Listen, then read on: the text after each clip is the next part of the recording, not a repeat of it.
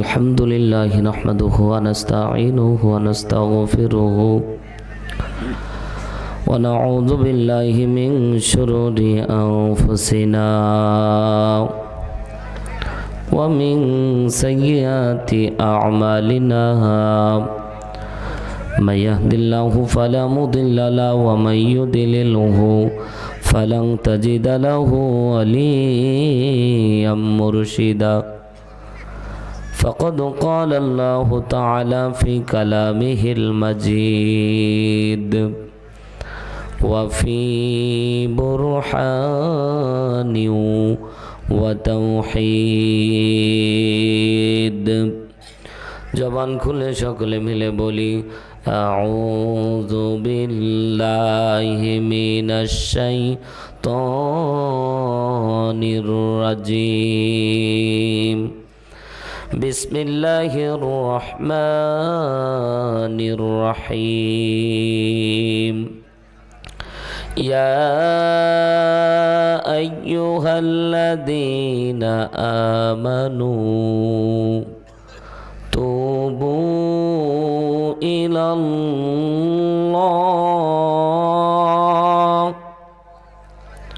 তুবু ইলাল্লাহ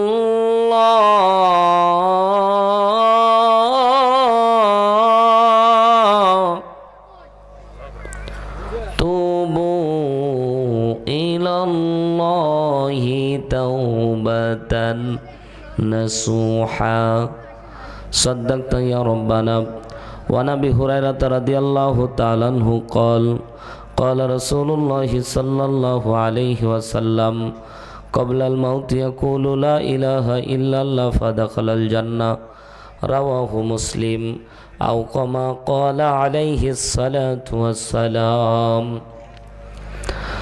আগে যাবি ভাই জান্নাতে নবীজির সাথে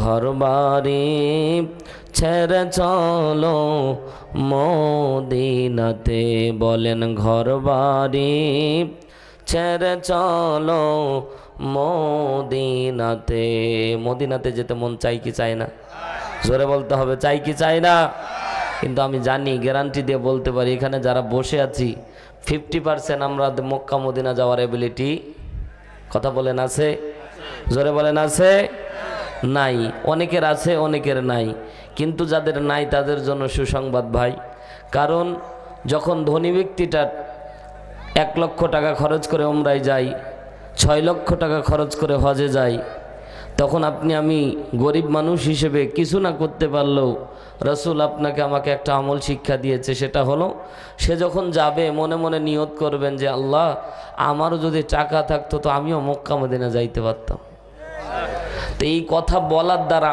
ফায়দা কি পয়গম্বরে আরবি ডাক দিয়ে বলে ও মক্কা মদিনা যে ওর ওমরা হজ কবুল হলো কি হলো না গ্যারান্টি আমি রসুল দিচ্ছি না কিন্তু ওই গরিব ব্যক্তিটা এইরকম খালেস নিয়ত করার সাথে সাথে কবুলিয়াত হজ এবং ওমরা সব আল্লাহ তার আমল নামায় দিয়ে দেবে আরো জোরে বলেন তাহলে মদিনাওয়ালার প্রেম অন্তরে কম আসবে না বেশি মোহাব্বতের সাথে বলেন ঘর বাড়ি ছেড়ে চলো মদিনাতে মদিনাতে যাবার পরে পা দুখানা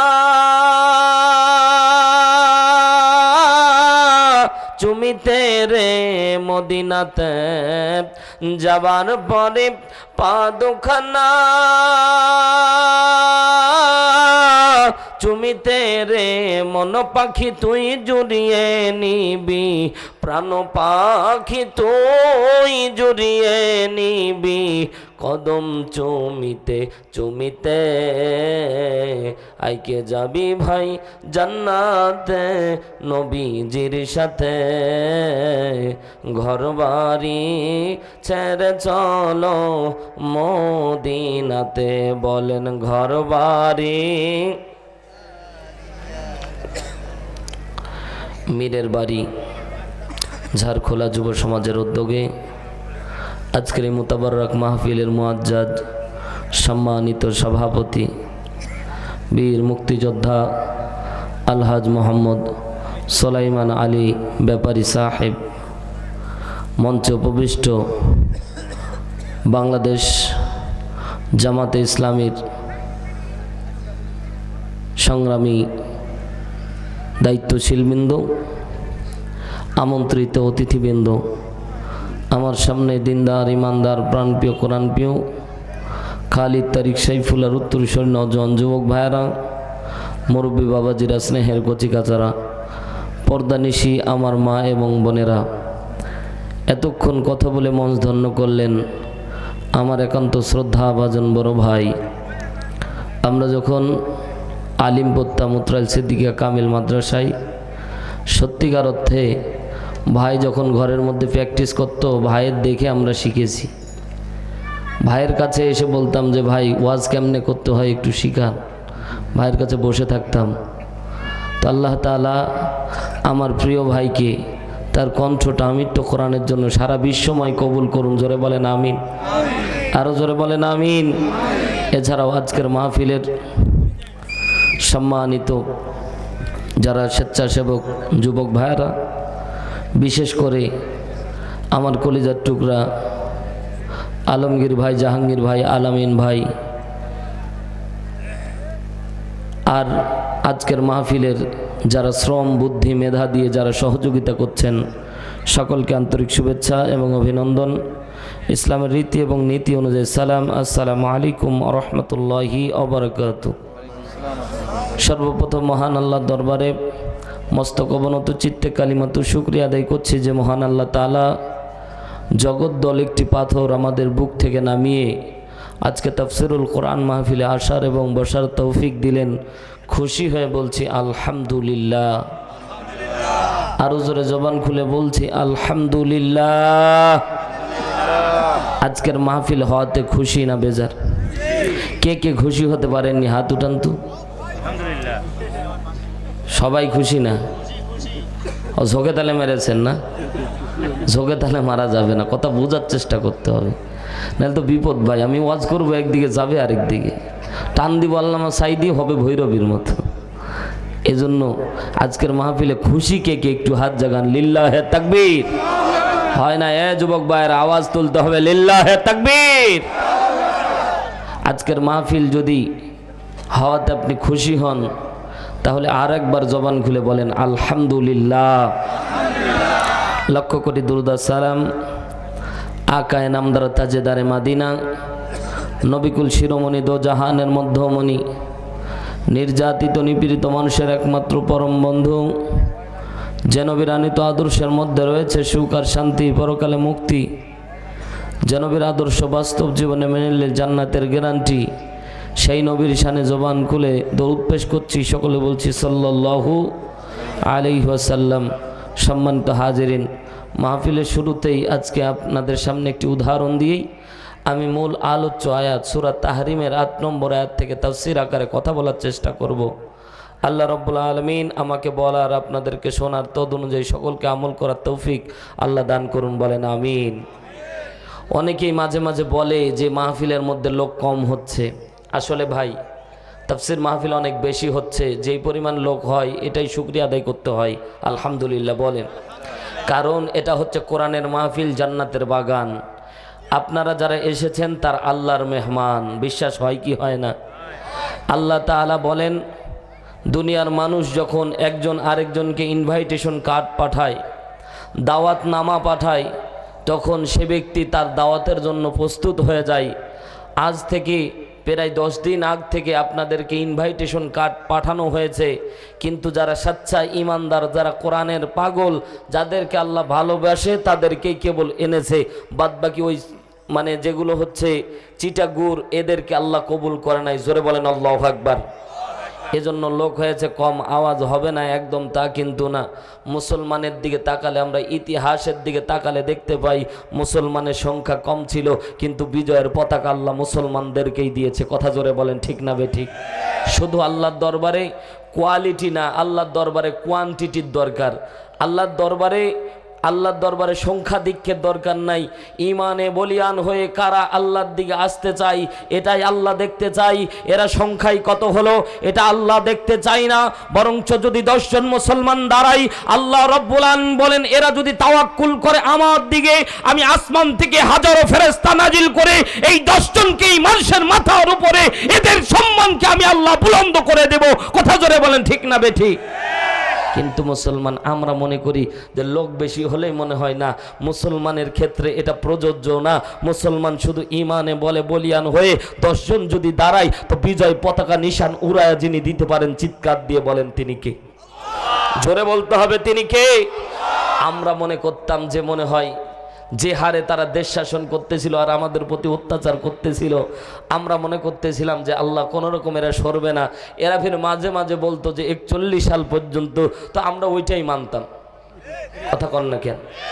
আমরা ভাবতাম যে 41 সাল, তাও তো ভালো যে 41 সালে 71 সাল বলেনি, ঠিক না বেঠিক বলেন?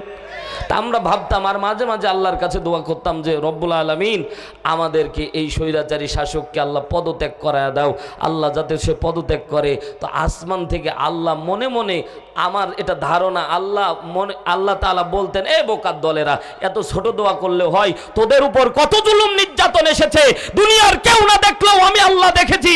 আসমান থেকে আমি আল্লাহ রণচক্ষু ওই জমিনের মধ্যে ছিল, আয়না ঘরে ঢুকিয়ে কত মানুষের জীবন নাশ করেছে, কত মানুষকে নিরপরাধ মানুষগুলিকে রাতের অন্ধকারে গুলি করে ক্রস ফায়ার দিয়ে মেরেছে। দুনিয়ার কেউ না দেখলেও আমি আল্লাহ আসমান থেকে দেখেছি। কথা জোরে বলেন ঠিক না বেটি? আল্লাহ দেখেছে আর বলছে বোকার দলেরা এত ছোট দোয়া করলে হয়, তোরা যদিও দোয়া করেছিস ছোট, আমি আল্লাহ এমন কবুল করেছি এরা শুধু পদত্যাগ না, এর এমন দেশ ত্যাগ করাবো এর নাম নিশানা খুঁজে পাওয়া যাবে না। কথা জোরে বলেন, কথা জোরে বলেন ঠিক কি না? আল্লাহ এমন খেলা দেখাইলো, ইন্নাহুম ইয়াকিদুনা কাইদা ওয়া আকিদু কাইদা ফামাহিলিল কাফিরিনা আমহিলহুম রুয়াইদা। আল্লাহ সূরা তরিকের ভিতরে ডাক দিয়ে বলে তারা যখন চক্রান্ত করে, বিশাল চক্রান্ত করে জাল বিস্তার করে মুসলমানদের উপর নির্যাতন করে, আমি আল্লাহ দেখতেছি, আমি আল্লাহ তাআলা আমার রণচক্ষু তোমাদের উপরে আছে, আমি আল্লাহর রহমত তোমাদের দিক থেকে সরে যায়নি। বান্দা তারা ষড়যন্ত্র করেছে, আমি আল্লাহ তাআলা দেখেছি। আল আন যখন আমি আল্লাহ আয়াত, যখন আমি আল্লাহ টান দিয়েছি এদের পথ খুঁজে পাই না, পালানোর রাস্তা খুঁজে পাই না। 3.5 ঘন্টা হেলিকপ্টারে থাকার পরে দাদার দেশে গিয়েই পড়েছে। আল্লামা সাইদির বাড়ি যেন সত্য হয়েছে। কথা জোরে বলেন ঠিক কি না? বলেছিল শুধু তাওহীদি জনতা একটু গাছের গোড়া নড়া দিবে, টুক করে তুমি মামার দেশে পড়বা। কথা জোরে বলেন ঠিক না বেঠিক? তাই হয়েছে ভাই, কোন দেশে স্থান হয় নাই, মামার দেশে গিয়েই পড়েছে। আল্লাহ তাআলা কি খেলা দেখাইলো, যখন প্রধান সেনাপতি গিয়ে বলছে আফা তাড়াতাড়ি দেশ ত্যাগ করা লাগবে, না হলে আপনার হাড় হাড্ডি সব, যেভাবে ছাত্র জনতা ঢুকে পড়েছে গণভবনে, আপনার হাড় হাড্ডি সব মিশায়া দিবে। সাথে সাথে বলছে আফা বলতেছে একটু ভাষণ দিয়ে নেই। তখন প্রধান সেনাপতি বলছে কার সামনে ভাষণ দিবেন? মাইকম্যান আর ক্যামেরাম্যান আগেই পালাইছে। কথা কয় না ঠিক না বেঠিক? মাইকম্যান আর ক্যামেরাম্যান তো আগেই পালাইছে, কার সামনে বক্তৃতা দিবেন? বলছে একটু 12 আইটেমের রান্না করলাম, একটু খেয়ে নেই। বলছে খাইলে জন্মের খাওয়া খাওয়াবে। কথা জোরে কর না কেন? আল্লাহ তাআলা কি কায়দা দেখাইলো, শেষ পর্যন্ত বলল প্রধান সেনাপতিকে অন্তত বাপের কবরটা একটু জিয়ারত করে নি, আব্বারে কতই ভালোবাসতাম। বলছে কবর জিয়ারত করতে গেলে আপনার কবর পর্যন্ত হবে, আপনার লাশ খুঁজে পাওয়া যাবে না। কথা জোরে বলেন ঠিক না বেঠিক? বাংলাদেশে স্বৈরাচারী শাসক ছিল এরশাদ সরকার, কিন্তু 23 জুলুমের নির্যাতন চূড়ান্ত পর্যায়ে করেনি। এজন্য এরশাদ সরকারকে বাংলাদেশ থেকে পালানো লাগেনি। আল্লাহর কসম করে বলি, ক্ষমতার পালাবদল আজও ছিল, কালকেও হবে। ক্ষমতার পালাবদল চিরস্থায়ী না, ক্ষমতা আজ আছে কালকে থাকবে না, কিন্তু যারা স্বৈরাচারী শাসক হবে তাদের নাম নেওয়ার লোক খুঁজে পাওয়া যাবে না। কথা জোরে বলেন ঠিক না বেটি? এজন্য বলবো ক্ষমতা পেয়ে লাফালাফি করা, জোরে বলেন ক্ষমতা পেয়ে লাফালাফি করা, ক্ষমতার মালিক কে? আরো জোরে বলেন কে? আল্লাহ তাআলা বুঝিয়েছে। এ ইমানদার বান্দারা শুনে নাও, আমি আসমানের মালিক আল্লাহ তোমাদেরকে বলছি, আমার শত্রু যত বড় আমি আল্লাহ মিসাইল ব্যবহার করেছি তত ছোট। কথা জোরে বলতে হবে ঠিক না বেঠিক? ফেরাউন নিজেকে আনা রব্বুকুমুল আলা বলে দাবি করেছে, আল্লাহ বলেছে শুধু ওয়াইট অ্যান্ড সি, দেখো আমি আল্লাহ করি কি। পানির মধ্যে চুবায় চুবায় মেরেছে, সাধারণ পানি দিয়ে একজন ফেরাউনকে আল্লাহ লোহিত সাগরে চুবায় চুবায় মেরেছিল। কথা জোরে বলেন ঠিক না বেঠিক? নমরুদ বিশাল রব দাবি করেছে, আল্লাহর সাথে যুদ্ধ করবে, ময়দানে গেছে, আল্লাহ তাআলা মশা বাহিনী পাঠায় দিয়ে শহীদ করে তাদেরকে একবারে শোয়া দিয়েছে জমিনের মধ্যে। একটা ল্যাংড়া মশা পঁ পঁ করতেছে আর আল্লাহকে বলতেছে, আল্লাহ এমন দুর্বল করলা, আল্লাহ কাউরে মারতে পারতেছি না। আল্লাহ বলছে তোর জন্য অরিজিনালটা রেখেছি। কথা জোরে কন ঠিক না বেঠিক? তুই চিন্তা করার দরকার নাই, তোর জন্য অরিজিনালটা। তুই খালি নমরুদের নাকের কাছে যা, ফেরেশতারা গুইতা মেরে তোরে ওপর দিকে উঠাবে। আল্লাহু আকবার জোরে বলেন। এখনো মশা কিন্তু আছে ভাই, কথা কন না কেন? এখনো মশা আছে। যারা স্বৈরাচারী তাদেরকে বলতে চাই, আল্লাহর সাথে যারা পাল্লা দিয়েছিল জুতা মেরে আল্লাহ তাদেরকে দুনিয়া থেকে বিদায় করে দিয়েছিল। এই জন্য বলতে চাই, যারা বিগত সেশনে নির্যাতন করেছে, সামনে যদি কেউ নির্যাতন করতে আসে, আমরা মুসলমান ঘরে বসে থাকবো না। কথা জোরে বলেন ঠিক না বেঠিক? সামনের দিন হবে কোরআনের দিন, আগামীর বিজয় হবে কোরআনের বিজয়। যদি জীবন দেওয়া লাগে আবু সাইদের মতো বুকে তাজা রক্ত জমিনে ঢেলে দেব, বাতিলের কাছে ক্ষমতা দেব না। আল্লাহর জমিনে আল্লাহর দিন বাস্তবায়নের জন্য বুকে তাজা রক্ত দিতে কে কে প্রস্তুত? দুই হাত তুলে আমার আল্লাহকে দেখায়।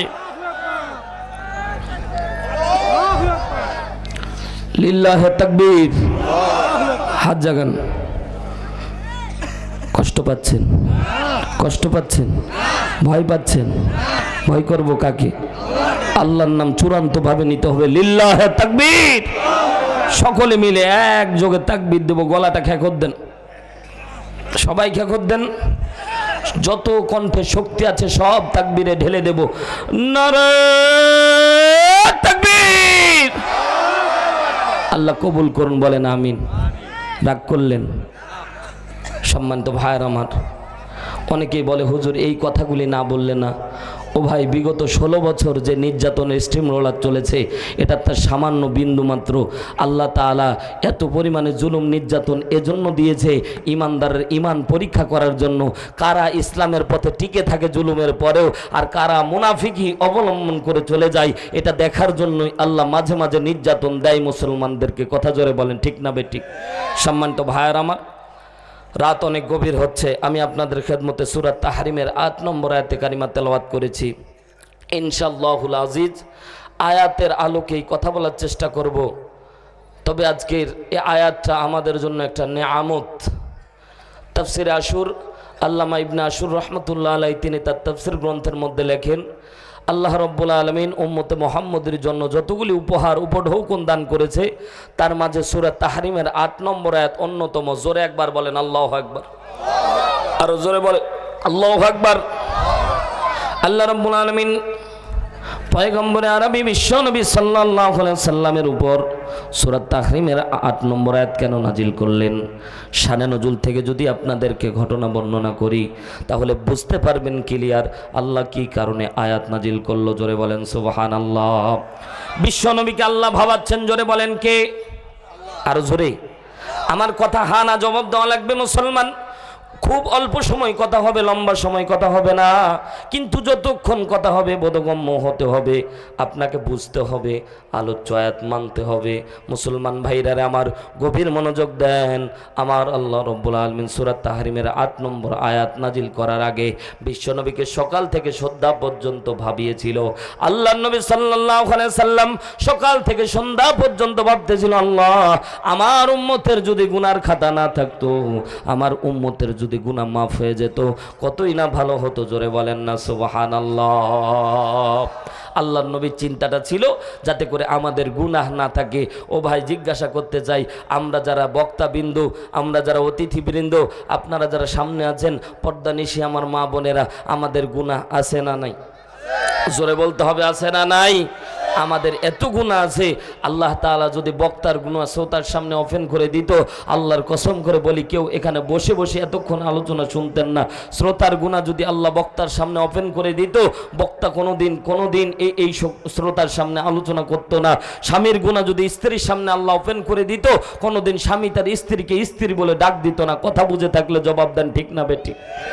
সম্মানিত ভাইয়ার আমার, আল্লাহ রাব্বুল আলামিন বলেন, পয়গম্বর দুনিয়ার মানুষদেরকে আমি আল্লাহ রব্বুল আলামিন, পৃথিবীর মানুষদেরকে আমি আল্লাহ রব্বুল আলামিন সমস্ত গুনাহগুলিকে গোপন রেখে দিয়েছি। গোপন রাখার পিছনে কারণ তাফসির ইবনে কাসির, আল্লামা ইবনে কাসির রহমতুল্লাহ আলাইহি তিনি তার তাফসির গ্রন্থের মধ্যে বলেন, আল্লাহ গোপন রাখার পিছনে অরিজিনাল কারণ ছিল বান্দার গুনাহ যাতে গোপনে মাফ হয়ে যায়। জোরে বলেন সুবহানাল্লাহ। সম্মানিত ভাইয়ার আমার, বিশ্বনবী সকাল থেকে সন্ধ্যা পর্যন্ত ভাবতেছিলেন। কথা বোঝার চেষ্টা করতে হবে। আল্লাহ নবীর ভাবনা ছিল, আল্লাহ রব্বুল আলামিন যদি আমার উম্মতের গুনার খাতাটা আমার হাতে দান করত, আমার উম্মতের গুনার যদি আমার উম্মতের যদি গুনাহ না থাকতো কতই না ভালো হতো। অনেকের মনে প্রশ্ন জাগতে পারে, গুনার আবার খাতা থাকে নাকি? প্রত্যেকের কিয়ামতের দিন একটা করে কিতাব আমলনামা দেওয়া থাকবে। আল্লাহ রাব্বুল আলামিন সূরা হাশরের ভিতরে বলেন, ইকরা কিতাবাকা কাফা বিনাফসিকাল ইয়াউমা আলাইকা হাসিবা। জোরে বলতে হবে আল্লাহু আকবার। আল্লাহ বলেন ইকরা, পাঠ করো। কি পাঠ করবে? মুফাসসিরিন ইকরাম বর্ণনা করেন, আল্লামা আইনি রহমতুল্লাহ আলাইহি তিনি ব্যাখ্যা করতে গিয়ে বলে, কারাতুল আমাল, দুনিয়ার মধ্যে যত আমল করেছো ওই কিতাবের মধ্যে সুন্দর করে সন্নিবেশিত লেখা আছে। কেমন কিতাব আল্লাহ রাব্বুল আলামিন দান করবে? আল্লাহ বলবেন ইকরা, পাঠ করো কিতাবাকা, ওই কিতাব যেই কিতাব তোমার আমলনামা লেখা আছে, কাফা বিনাফসিকাল ইয়াউমা আলাইকা হাসিবা। এ বান্দা দুনিয়ার মধ্যে যত খারাপ আমল করে এসেছো, যত ভালো আমল করে এসেছো, নিজে পাঠ করো। আর পাঠ করার পরে তোমার কাছে উপলব্ধি হবে তুমি জান্নাতে যাবা নাকি জাহান্নামে। জোরে বলেন না আল্লাহু আকবার। আল্লাহ রাব্বুল আলামিন বলেন, ইন্নাল্লাহা লা ইয়াযলিমু মিসকালা যাররা। আল্লাহ রাব্বুল আলামিন ডাকতে বলে, বান্দারা শুনে নাও, শুনে নাও, আমি আল্লাহর পক্ষ থেকে তোমাদের উপর জুলুম করা হবে না। আমরা কিতাব পাওয়ার পরে কি অভিমত ব্যক্ত করব? এ পদ্মানিশী মা বোনেরা, গভীর মনোযোগ দিয়ে কথাগুলি শোনা লাগবে। আজকের আলোচ্য আয়াতটা এমন দামি আয়াত, আল্লাহ রাব্বুল আলামিন আপনার আমার জিন্দেগির গুনাহ মাফ করে দিবে। বলেন তো, জিন্দেগির গুনাহ মাফ হোক, এটা চাই কি চাই না? জোরে বলতে হবে, চাই কি চাই না? এ মুসলমান, তারপরেও যারা উঠে যাবেন কলিজার টুকরা ভাইরা, বুঝতে হবে আপনার অন্তর থেকে গুনাহ মুছে যাক, এটা আপনি চান না। আল্লাহর কসম করে বলি, আজকে দুইটা হাদিস আপনাদের খেদমতে রিওয়ায়াত করব। আল্লাহর নবী সাল্লাল্লাহু আলাইহি সাল্লাম ডাক দিয়ে বলেছে, উম্মতেরা শুনে নাও, শুনে নাও।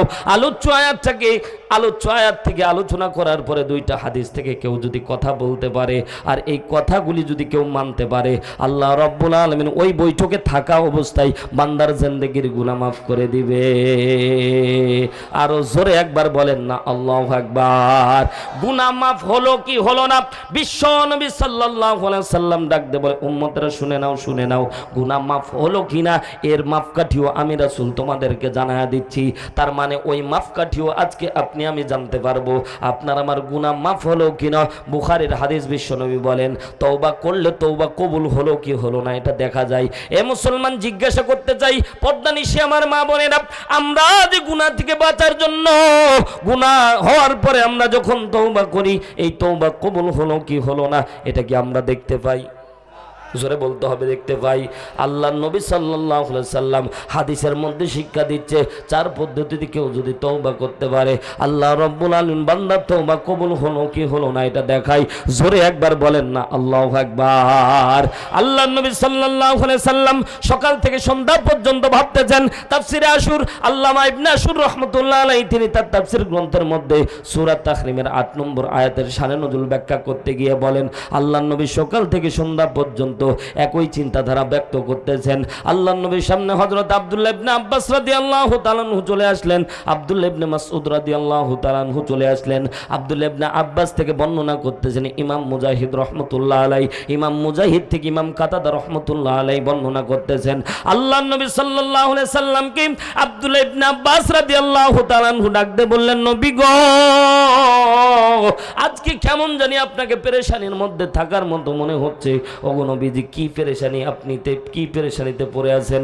নবী, আমাদেরকে যদি আপনি একটু বলতেন কতই না ভালো হতো। আল্লাহর নবী ডাক দিয়ে বলছেন, সাহাবীরা শুনে নাও, শুনে নাও, আমি কি পেরেশানির মধ্যে আছি আমার আল্লাহ আর আমি ভালো জানি। আল্লাহ যদি কোনো সমাধান দেয় তাহলেই তোমাদেরকে বলবো। জোরে একবার বলেন না আল্লাহু আকবার। আল্লাহর নবী ভাবতেছেন কাকে নিয়ে? বলেন তো, বুদ্ধি করে বলেন, কাকে নিয়ে ভাবতেছেন? উম্মতকে নিয়ে।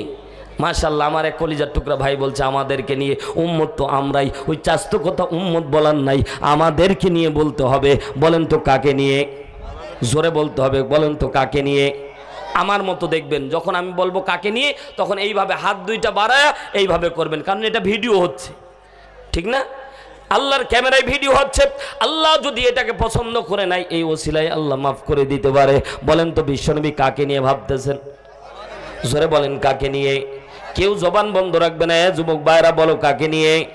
আজীবন কেঁদেছেন উম্মতেরি মায়ায়, আজীবন কেঁদেছেন উম্মতেরি মায়ায়, আলোর দিশা পেলাম আমি যে নামের ওসিলায়, সেই রাসূলকে কেউ গালি দিলে তার শানে কেউ কুতুষার টালে, বলো কি তা প্রাণে সয়, ব্যথা লাগে বড়, ব্যথা লাগে কলিজায়। বিশ্বনবীকে কেউ যদি গালি দেয়, বিশ্বনবীকে কেউ যদি কটূক্তি করে, মুসলমান খুলে যায়, আঘাত লাগতে হবে। কথা জোরে বলেন ঠিক না বে ঠিক? মুসলমান ভাইরা আমার গভীর মনোযোগ দেন।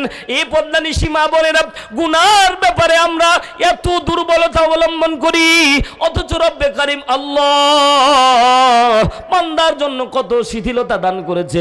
মুসনাদে আহমদ 3য় খণ্ড 174 নম্বর হাদিসের মধ্যে পয়গম্বর ডাক দিয়ে বলে, আমার উম্মতেরা যখন কোনো গুনাহ করে ফেলে, সাথে সাথে ফেরেশতা আপনার আমার গুনাহগুলি লেখে। কেমন কেমন ফেরেশতা নিযুক্ত করা হয়েছে? আল্লাহ সূরা ইনফিতারের মধ্যে আল্লাহ ডাক দিয়ে বলেন, কিরামান কাতিবিনা ইয়ালামুনা মা তাফআলুন। জবান খুলে বলতে হবে আল্লাহু আকবার। আল্লাহ রাব্বুল আলামিন বলছেন কিরামান কাতিবিন, আল্লাহ বলছে সম্মানিত লেখক দ্বয় ফেরেশতা। এত ফেরেশতা আল্লাহ তাআলা নিযুক্ত করেছে, কল্পনাও করতে পারবেন না। তাফসীরের মধ্যে এসেছে, আল্লাহর নবী সাল্লাল্লাহু আলাইহি সাল্লাম ডাক দিয়ে বলে, উম্মতরা শুনে নাও। আল্লাহ অর্থের দিকে খেয়াল করেন, কিরামান বহুবচন, কাতিবিন কাতেব একবচন, কাতিবিন বহুবচন। আল্লাহ বলছে নট অনলি একজন ফেরেশতা, না না না, এত ফেরেশতা আছে বান্দা কল্পনাও করতে পারবা না। তুমি যা করো, যা কিছু করো না কেন, সব কিছু যিনি লিপিবদ্ধ করেন, জোরে বলেন তিনি কে? এই যুবক ভাইয়েরা ল্যাপের তলে ওই মোবাইলের মধ্যে খারাপ ভিডিও দেখে সময় নষ্ট করো, দুনিয়ার কেউ না দেখলেও বলেন তো দেখে কে? আরো জোরে বলেন দেখে কে? সব কিছু যিনি অবজারভেশন করে, চিৎকার দিয়ে বলতে হবে তিনি কে? আল্লাহ রাব্বুল আলামিন বলে, বান্দারা যখন তোমার গুনাহ হয়ে যায়, গুনাহ হওয়ার সাথে সাথে ফেরেশতারা কাউন্টার দিয়ে বলে, আল্লাহ বান্দা তো গুনাহ করে ফেললো, আল্লাহ গুনাহ কি লিখবো? সাথে সাথে আল্লাহ রাব্বুল আলামিন বলে, না না না, এখনো লেখার দরকার নাই, বান্দা দেখো তওবা করে ফিরে আসে কিনা। কিন্তু বান্দা তওবা করে ফিরে আসে না। জোহরের ওয়াক্ত যখন হয়ে যায়, সাথে সাথে ফেরেশতারা আল্লাহকে ডাক দিয়ে বলে, ওগো রব্বুল আলামিন এখনো তো বান্দা ফিরে আসলো না, এখন কি লিখবো? বলে, না না না, এখনো লেখার দরকার নাই। আরো আসরের ওয়াক্ত হয়ে গেল, মাগরিবের ওয়াক্ত হয়ে গেল, এশারের ওয়াক্ত হয়ে গেল, বান্দা যখন ঘুমিয়ে পড়লো, আল্লাহর কাছে ফেরেশতারা বলে, ও রব্বুল আলামিন বান্দা তো ঘুমায়া পড়লো রে আল্লাহ, এখন কি লিখবো? আল্লাহ আফসোস করে বলে, বান্দা তোর নরম ঠোঁটের দিকে বারবার চাইছিলাম, তুই শুধু তওবা করবি, আল্লাহ ভুল হয়েছে মাফ করে দাও, তোর গুনাই লেখা হতো না, তোর গুনাই লেখা হতো না। জোরে বলেন না আল্লাহু আকবার। কি কপাল পোড়া আমরা, তারপরেও ফিরে আসি না। কি কপাল পোড়া আমরা, নিজের মতো ঘুমায়া পড়ি। এ মুসলমান কখনো কি চিন্তা করে দেখেছেন, ঘুমায়া পড়লে কেমন জানি একটা সিচুয়েশন তৈরি হয়ে যায়। 8 ঘন্টা ঘুমান, 10 ঘন্টা ঘুমান, দেখবেন এই ঘুমটা এমন ঘুম, ও কলিজার টুকরা ভাইয়েরা, ঘুমটা এমন ঘুমের ভিতরে কি হয় কিচ্ছু জানি না। বিশ্বনবী বলেন, মৃত্যু ঘুমকে অর্ধ মৃত্যু বলে তো তুলনা করা হয়েছে, ঘুমকে অর্ধেক মৃত্যুর সাথে তুলনা করা হয়েছে। ঘুমানো আর মৃত্যু বরণ করা একই, শুধু সেন্স থাকে আর থাকে না। এ মুসলমান ভাইয়েরা, আল্লাহর নবী সাল্লাল্লাহু আলাইহি সাল্লাম ডাক দিয়ে বলে, উম্মতরা শুনে নাও, এই যে তোমরা মরণ ঘুমের দিকে নিজেকে শায়িত করে ফেললা, আপনি আমি দুনিয়া থেকে বিদায় নিয়ে চলে যাব কি যাব না? কার কখন মৃত্যু হবে কেউ জানি না। কবরের জিন্দেগিতে যদি গুনাহ নিয়ে যান, কবরের জিন্দেগি আপনার আমার জন্য খারাপ হয়ে যাবে। এ মুসলমান গভীর মনোযোগ দেন, দুনিয়া আপনার আমার থাকার জায়গা নেই। এই দুনিয়া ছেড়ে বিদায় নিয়ে চলে যাওয়া লাগবে, কথা বলেন ঠিক কি না? দুনিয়া থাকার জায়গা নয় রে দুনিয়া, দুনিয়া থাকার জায়গা নয়। ঠিক না বেঠিক? জোরে বলেন ঠিক না বে ঠিক? দুনিয়া থাকার জায়গা নয় রে দুনিয়া, দুনিয়া থাকার জায়গা নয়। না ফেরার দেশে যাইবা একদিন ফেসে, না ফেরার দেশে যাইবা একদিন ফেসে, আর তো ফিরাইবা না ও দুনিয়া, দুনিয়া থাকার জায়গা নয়। কথা জোরে বলতে হবে, ঠিক না বে ঠিক? নাকের কাছে জীবন তোমার, মরণ ঘাড়ের পিছে, প্রাণ পাখি দিলে ফাঁকি, সবই তোমার মিছে। জোরে বলেন ঠিক কি না? নাকের কাছে জীবন তোমার, মরণ ঘাড়ের পিছে, প্রাণ পাখি দিলে ফাঁকি, সবই তোমার মিছে। চোখ বুঝিলে একবার তুমি, হায়রে চোখ বুঝিলে একবার তুমি, আর তো ফিরা আইবা না। দুনিয়া থাকার জায়গা না, দুনিয়া থাকার জায়গা নয় রে দুনিয়া, দুনিয়া থাকার জায়গা নয়। মুসলমান আপনার আমার কবরের জিন্দেগিতে চলে যাওয়া লাগবে। কবরের জিন্দেগিটা কেমন একটু সামনে আপনাদের সামনে আলোচনা করব। বিশ্বনবী আমার সকাল থেকে সন্ধ্যা পর্যন্ত চিন্তা করতেছিল, গুনার কিতাব বোঝানোর জন্য আমি আয়াতগুলি নিয়ে আসলাম। এ মুসলমান গভীর মনোযোগ দেন, প্রত্যেকের আমল নামা একটা করে কিতাব দান করা হবে। এই কিতাবের মধ্যে লেখা থাকবে ভালো কি আমল করেছেন, খারাপ কি আমল করেছেন। আল্লাহ রাব্বুল আলামিন বলেন, ফামান ইয়ামাল মিসকালা যাররাতিন খায়রান ইয়ারা ومن يعمل مثقال ذرة شرا يره। আল্লাহ বলে, বান্দা দুনিয়ার মধ্যে যে ভালো আমল, যে বিন্দু পরিমাণে ভালো আমল যদি করো সেটাও তোমার কাছে লিপিবদ্ধ থাকবে। এই বান্দা দুনিয়ার মধ্যে যদি খারাপ আমল করো ওটাও তোমার জন্য লিপিবদ্ধ থাকবে, কোনো কিছু বাদ যাবে না। এই বাদ যাবে না শব্দ আল্লাহ রাব্বুল আলামিন সূরা বানী ইসরাঈলের মধ্যে ডাক দিয়ে বলছেন, যখন কিতাব দেখান, যখন কিতাব আল্লাহ হাতের মধ্যে দান করে দিবেন, আশ্চর্য হয়ে যাব।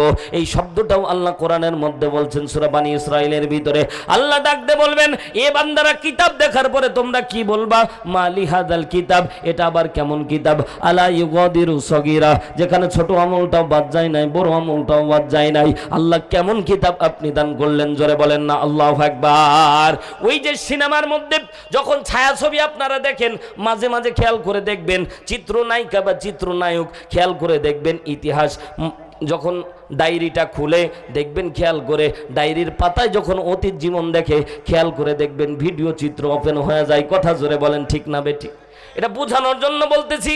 ও ভাই, এমন কিতাব আল্লাহ দান করবে, ওই কিতাবের পৃষ্ঠাগুলি শুধু লেখা থাকবে না ভাই, ভিডিও আকারে আপনার আমার জন্য ওটা লিপিবদ্ধ থাকবে এবং ভিডিও আকারে আল্লাহ তাআলা দেখাবে।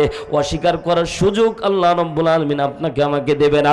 এই জন্য আল্লাহ বলে, ইন্নাল্লাহা লা ইয়াজলিমু মিসকালা যাররা, আমি বিন্দু মাত্র তোমার উপর জুলুম করব না বান্দা। কিতাব পাঠ করার পরে জান্নাতি মনে হলে জান্নাতের দিকে চলে যাবা। ওয়াল বিসুবিল জান্নাহ, ওই যে জান্নাত আছে জান্নাতের দিকে চলে যাও। ওয়াল বিসুবিল জান্নাহ, আল্লাহ বলছে জান্নাতের দিকে চলে যাও। আর খারাপ আমল পাওয়ার পরে আল্লাহ রাব্বুল আলামিন বলবে, বান্দারা শুনে নাও, শুনে নাও। খারাপ আমল পাওয়ার পরে কোনো বান্দা বলবে না আল্লাহ আমি জান্নাতে যাব। কথা জোরে বলেন ঠিক না বেঠিক? মুসলমান ভাইরা আমার গভীর মনোযোগ দেন। আল্লাহ নবী সাল্লাল্লাহু আলাইহি সাল্লাম সকাল থেকে সন্ধ্যা পর্যন্ত চিন্তা করেছেন। আল্লাহ নবী যখন রাত্রিবেলা ঘুমিয়েছেন, আল্লাহু আকবার বলেন, জোরে বলেন আল্লাহু আকবার। আপনারা কি রাগ করতেছেন? ছেড়ে দেই, মোনাজাত দিয়ে দিই নাকি বলেন? হ্যাঁ, উঠানো যাবে না ভাই, যতক্ষণ থাকবেন এখানে বসে থাকা লাগবে। আর যদি আপনার এক নম্বরে চাপ হয় তাহলে এক আঙ্গুল চাড়বেন, বুঝতে হবে, তা আপনি চলে যাবেন, আঙ্গুল তোলার পরে চলে যাবেন। কিন্তু এভাবে উঠে যাওয়া যাবে। ভালো না লাগলে সিগন্যাল দিবেন, কারণ আমিও বিপদের মধ্যে আছি। প্রত্যেক দিন ওয়াজ মাহফিল, এত ওয়াজ মাহফিল করলে শরীরও ঠিক থাকে না। আপনারা শুধু খালি সিগন্যাল দিবেন, হুজুর ছেড়ে দেন, আল্লাহর কসম আমি তখনই মোনাজাত ধরবো। ভালো না লাগলে তো জোর করে ভালোবাসা হয় না, ঠিক না বেঠিক বলেন? জোরে বলেন ঠিক না বেঠিক? লিল্লাহে তাকবীর। আমি এক মাহফিলে বললাম যে পেশাবের জন্য কয় নাম্বার, আর পায়খানার জন্য 2 নাম্বার। কিছুক্ষণ পর এক মুরব্বী 3 আঙ্গুল। আমি তখন বলছি, চাচা গো, আমি তো 3 আঙ্গুল জন্য জানি না। কত হুজুর বিড়ি খাবো। কি খাবে? আজকে অনেকেই ভাই বিড়ির নিশা মাঝে মাঝে উঠে টুক করে ঢুকে বাইরে যায়, আবার বিড়ি খেয়ে চলে আসে। তাও ভালো কথা, কোন ঠিক না বেঠিক? বিড়ি খাওয়া যাবে? এ যুবক ভাইরা, নেশা করা যাবে? নেশার নৌকায় আর পাংখা লাগানোর সময় নাই। এখন আমরা কোরআনের নৌকায় পাংখা লাগাবো। জোরে কথা বলেন, ঠিক না বেঠিক? এ যুবক ভাইরা, কথা বলো, ঠিক না বেঠিক? আমরা আজকে নেশাতে হাবুডুবু খাচ্ছি। হাতে আমার তসবি কোরআন, চক্ষু 2টা লাল, মুয়াজ্জিনের আযান শুনে হয় আমার সকাল। কথা জোরে বলেন, ঠিক না বেঠিক? বলবো। হাতে আমার তসবি কোরআন, চক্ষু 2টা লাল, মুয়াজ্জিনের আযান শুনে হয় আমার সকাল। মসজিদটাই আমার ফেরেশতা ভরা পবিত্র স্থান, আমাদের সাথে হয় না ইয়ারি, হয় না অভিমান। আজ আবেগ দিয়া তাহাজ্জুদের নামাজে দাঁড়াইছি, পাগল হইয়া খোদার প্রেমে পারি জমাইছি। আজ আবেগ দিয়া তাহাজ্জুদের নামাজে দাঁড়াইছি, পাগল হইয়া খোদার প্রেমে পারি জমাইছি। কথা জোরে বলতে হবে, ঠিক না বেঠিক? অনেক যুবক ভাই বলতেছে, হুজুর এটা গগন সাকিবের গান। ওই নেশার নৌকায় পাংখা লাগানোর আর সময় নাই, আমরা এখন কোরআনের নৌকায় পাংখা লাগাবো। কথা জোরে বলেন, ঠিক না বেঠিক? অনেক নেশা খুঁইরা দেখছি কোনো মজা নাই, তোমার নেশার মাঝে প্রভু শান্তি খুঁজা পায়। কথা জোরে বলেন, ঠিক না বেঠিক? কারণ ভাই একটা জিনিস মনে রাখবেন, নামাজের প্রতি যদি মানুষের আসক্তি না জন্মে, তাহলে ও কোনোদিন ফজরের নামাজে কষ্ট করে লেপের তল থেকে উঠে যাইতে পারবে না। কথা জোরে বলেন, ঠিক না বেঠিক? খালি ওই নেশার দিকে, নেশা এক জিনিস, কিন্তু আল্লাহর দিকে যদি নেশা হয়, তাহলে ওই নেশা জান্নাত পর্যন্ত পৌঁছায় দিবে। জোরে বলেন আল্লাহু আকবার। যদিও এটা নেশার সাথে তুলনা দেওয়া ঠিক না, তবুও তুলনা দিচ্ছি এজন্য, কারণ একটা জিনিস বোঝানোর জন্য, আসক্তি বোঝানোর জন্য নেশা শব্দ ব্যবহার করা হচ্ছে। এটা মাজাজি অর্থে অন্যদিকে আবার নিয়েন না। কারণ আমরা খেয়াল করে দেখেছি আমাদের এলাকায় ভাই, এই গ্রাম বাংলায় কিন্তু মদ পাওয়া যায় না, ঠিক না? ইয়াবা, মদ এগুলো পাওয়া যায় না, কিন্তু ভাই আমাদের এলাকায় কিন্তু সুয়ানি পাওয়া যায়। ঠিক না বেঠিক বলে? আপনারা সুয়ানি চিনেন তো? খাইলে মাথা ঠিক থাকে না। আমার এলাকায় এক চাচা খায়, আর মাঝে মাঝে সকালবেলা রাস্তা ঠেলে, কাঁধ লাগায় দিয়ে রাস্তা ঠেলতেছে। আমি বলছি, চাচা করো কি? কোথাও রাস্তা বাঁকা হয়ে আছে, সোজা করে দেব। কিছুক্ষণ পর চাচি এসে করছে, ভাইস্তারে খুব বিপদে আছি, বলো তো একটা মাসালা। কি গো চাচি, কি মাসালা দিব? কয় তোমার চাচা রাত 12টার দিকে এই নেশা করে এসে আমারে আম্মা আম্মা করে ডাক দেয়। বিপদ আছে না নাই? জোরে কোন বিপদ আছে না নাই? তা তো বিপদ আছে। কিছুক্ষণ পর সামনে থেকে চাচাতো ভাই এসে বলছে, সম্পর্কে চাচাতো ভাই এসে বলতেছে, ভাই রে খুব বিপদে আছি, আম্মারে তো মারে তো আব্বা আম্মা কয়ে ডাক দেয়, আমারে কিন্তু দুলা ভাইও কয়। কথা কয় না কেন? রাত্রিবেলা যখন নেশা করে ওর মাথা ঠিক থাকে ভাই? যদি নেশা করতে হয় কার দিকে করবো বলেন? জোরে বলেন, জোরে বলেন, আরো জোরে বলেন, কার? অনেক নেশা খুঁইরা দেখছি কোনো মজা নাই, তোমার নেশার মাঝে প্রভু শান্তি খুঁজা পাই। চাই না আমি দালান কুটা, চাই না বাড়ি ঘর, তোমার কাছে হই না আমি, হই না যেন পর। আজ আবেগ দিয়া তাহাজ্জুদের নামাজে দাঁড়াইছি, পাগল হইয়া খোদার প্রেমে পারি জমাইছি। আজ আবেগ দিয়া তাহাজ্জুদের নামাজে দাঁড়াইছি, পাগল হইয়া খোদার প্রেমে পারি জমাইছি। আল্লাহু আকবার বলেন, জোরে বলেন আল্লাহু আকবার। বিশ্বনবী রাত্রিবেলা ঘুমিয়েছে, আল্লাহ তাআলা বিশ্বনবীর উপর ওহী নাজিল করার জন্য জিবরাইল আমিনকে পাঠিয়ে দিয়েছে। জোরে বলেন আল্লাহু আকবার। সম্মানিত ভাইরা আমার, গভীর মনোযোগ দেন। পর্দা নিশি আমার মা বোনেরা, ওয়াজ কিন্তু ভিন্ন ধর্মী হবে না গুম্মা। আপনাদের জন্য পরবর্তীতে 2টা হাদিস আমি রিওয়ায়াত করব, মুসলমান ভাইরারে আমার। কারণ আজকের আলোচ্য বিষয় শুধু পুরুষের জন্য না, কারণ তাদের গুনাহ আছে না নাই। গুনাহ কেমনে মাফ হবে মুসলমান? গভীর মনোযোগ দেন। অল্প সময় আপনাদেরকে কষ্ট দেব। আল্লাহর নবী সাল্লাল্লাহু আলাইহি সাল্লাম রাত্রিবেলা যখন ঘুমিয়েছে, আল্লাহর নবীর সামনে জিবরাইল আমিন স্বপ্নের ভিতরে চলে এসেছে। জোরে বলেন না আল্লাহু আকবার। জিবরাইল আমিন চলে এসে আল্লাহর নবীকে সালাম দিচ্ছেন। অনেকের মনে প্রশ্ন জাগতে পারে, হুজুর স্বপ্নের ভিতরে জিবরাইল এসে ওহী দিল, এটা কি ওহী হলো? এটা ক্লিয়ার করার জন্য আপনাকে বলছি, ওহী নাজিলের পদ্ধতি 7টি। জোরে বলেন কয়টি? আর জোরে বলেন কয়টি? আঙ্গুল উঁচু করে বলেন, শিখতে হবে এগুলো। আমরা ইসলাম সম্পর্কে প্রশ্ন করলে আমরা উত্তর দিতে পারি না। কিছুদিন আগে আমার দাদু আমার চাচাতো ভাইয়ের বিয়ের জন্য পাত্রী দেখতে যাচ্ছে, আমাকে বলতেছে হারুন কি প্রশ্ন করব। আমি বলছি এখন আর কি প্রশ্ন করবেন, মেয়েরা আবার কি পারে ইসলাম সম্পর্কে। এখন মেয়েরা ওই ফেসবুক আর ইউটিউব খুব পারে, টিকটক খুব পারে, কথা কয় না কেন, জোরে কথা ঠিক না বে ঠিক? টিকটক ভালো পারে কিন্তু ওদেরকে ইসলামিক প্রশ্ন করলে ওরা ফেল মারে, কথা জোরে বলেন ঠিক না বে ঠিক? আপনাদের এলাকার মা বোন ব্যতিক্রম, আমি আমাদের এলাকার কথা বলতেছি ভাই, ঠিক না? আপনাদের এলাকার দুর্নাম করে মার খাবো নাকি ভাই? তো যখন গেছে তা আমি বলছি যে দাদু আর কি প্রশ্ন করবেন, তা আপনি সে কয় ওয়াক্ত নামাজ, একটু নামাজ কালাম একটু জিজ্ঞাসা করিয়েন যদি পারে কি পারে না। তা আমার দাদু জিজ্ঞাসা করছে প্রথম প্রশ্ন, বা বলো তো ফজরের সুন্নাত নামাজ কয় রিকাত? ও জীবনও নামাজ পড়েনি, ওর মাও পড়েনি কোনোদিন। মনে মনে চিন্তা করতেছে আরে কয় রিকাত কই আর কয় রিকাত কই, বিপদে পড়ি। আস্তে আস্তে ওর মা আবার কানে কানে বলতেছে, ওটা আবার শোনা যাচ্ছে, দাদু বলতেছে ওর মা কানে কানে কয়ে দিল যে কম কয়ে ঠকিস না মা, বেশি কয়ে ঠক। তখন বলতেছে, ও আবার বলতেছে মা কত কব? কছে অন্তত 20-25 ক। ও তখন করছে 40 রাকাত। আমার দাদু করছে ও যদি 40 রাকাত ভাই ফজর পরে ও তো জোহর বানায় দিবে, কথা কন ঠিক কিনা? ও নামাজ পড়বে না, ঘরের কাজ করবে, কথা জোরে বলেন ঠিক না বে ঠিক? এজন্য ইসলাম সম্পর্কে একটু টুকিটাকি জানার দরকার আছে না নাই? জোরে বলেন আছে না নাই? ওহী নাজিলের পদ্ধতি 7টি, জোরে বলেন কয়টি? সবাই বলেন কয়টি? জোর হলো না কয়টি? আঙ্গুল উঁচু করেন আমার মতো, মনে থাকবে ভাই, কষ্ট করাচ্ছি এর জন্য মনে থাকবে। লিল্লাহে তাকবীর। ওহী নাজিলের পদ্ধতি কয়টি? দেখেন কিডা জবান বন্ধ রাখে আল্লাহর জবান প্যারালাইসিস করে দিবে। জোরে বলেন, আল্লাহ মাফ করুক। জোরে বলেন কয়টি? আল্লাহ রাব্বুল আলামিন কোরআনুল কারীম নাজিল করেছে 7 পদ্ধতিতে।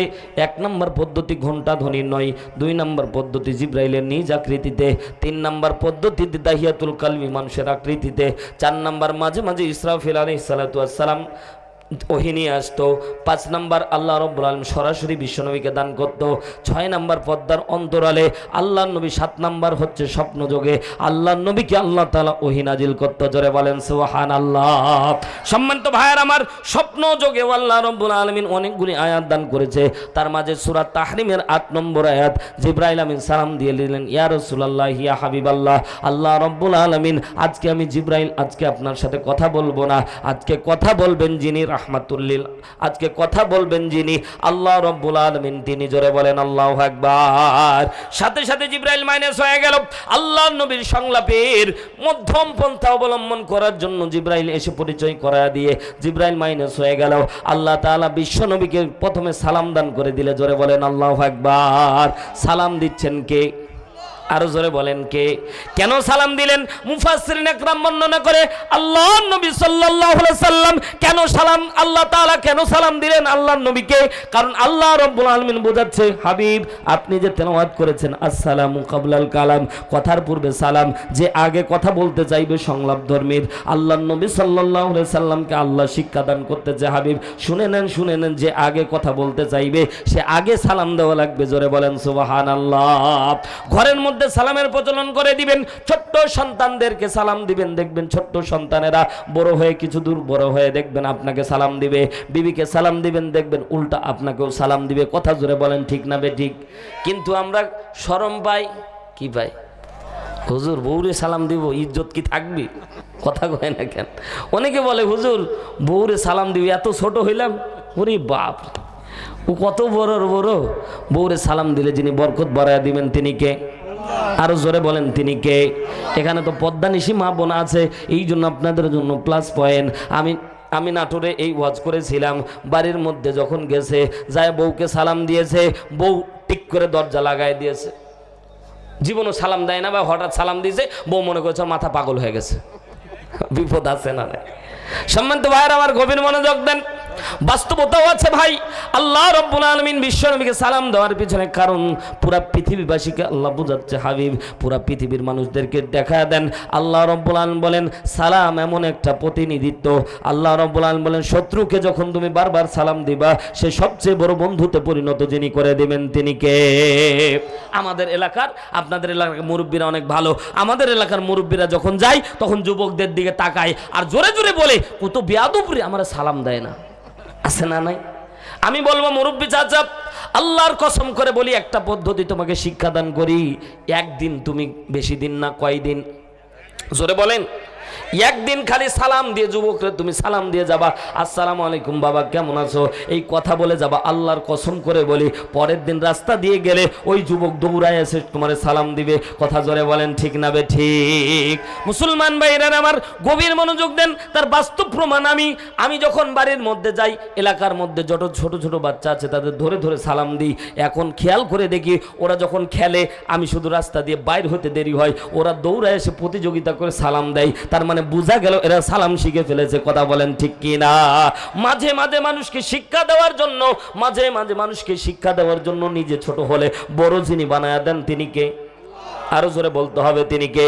মুসলমান ভাইরা আমার, গভীর মনোযোগ দেন। আল্লাহ রাব্বুল আলামিন বিশ্বনবীকে সালাম দান করে দিলেন। ডাক দিয়ে বললেন, ও পয়গম্বর, ও হাবিব, আজকে আপনার সাথে আমি আল্লাহ রাব্বুল আলামিনের গোপন কথা বলতে চাই।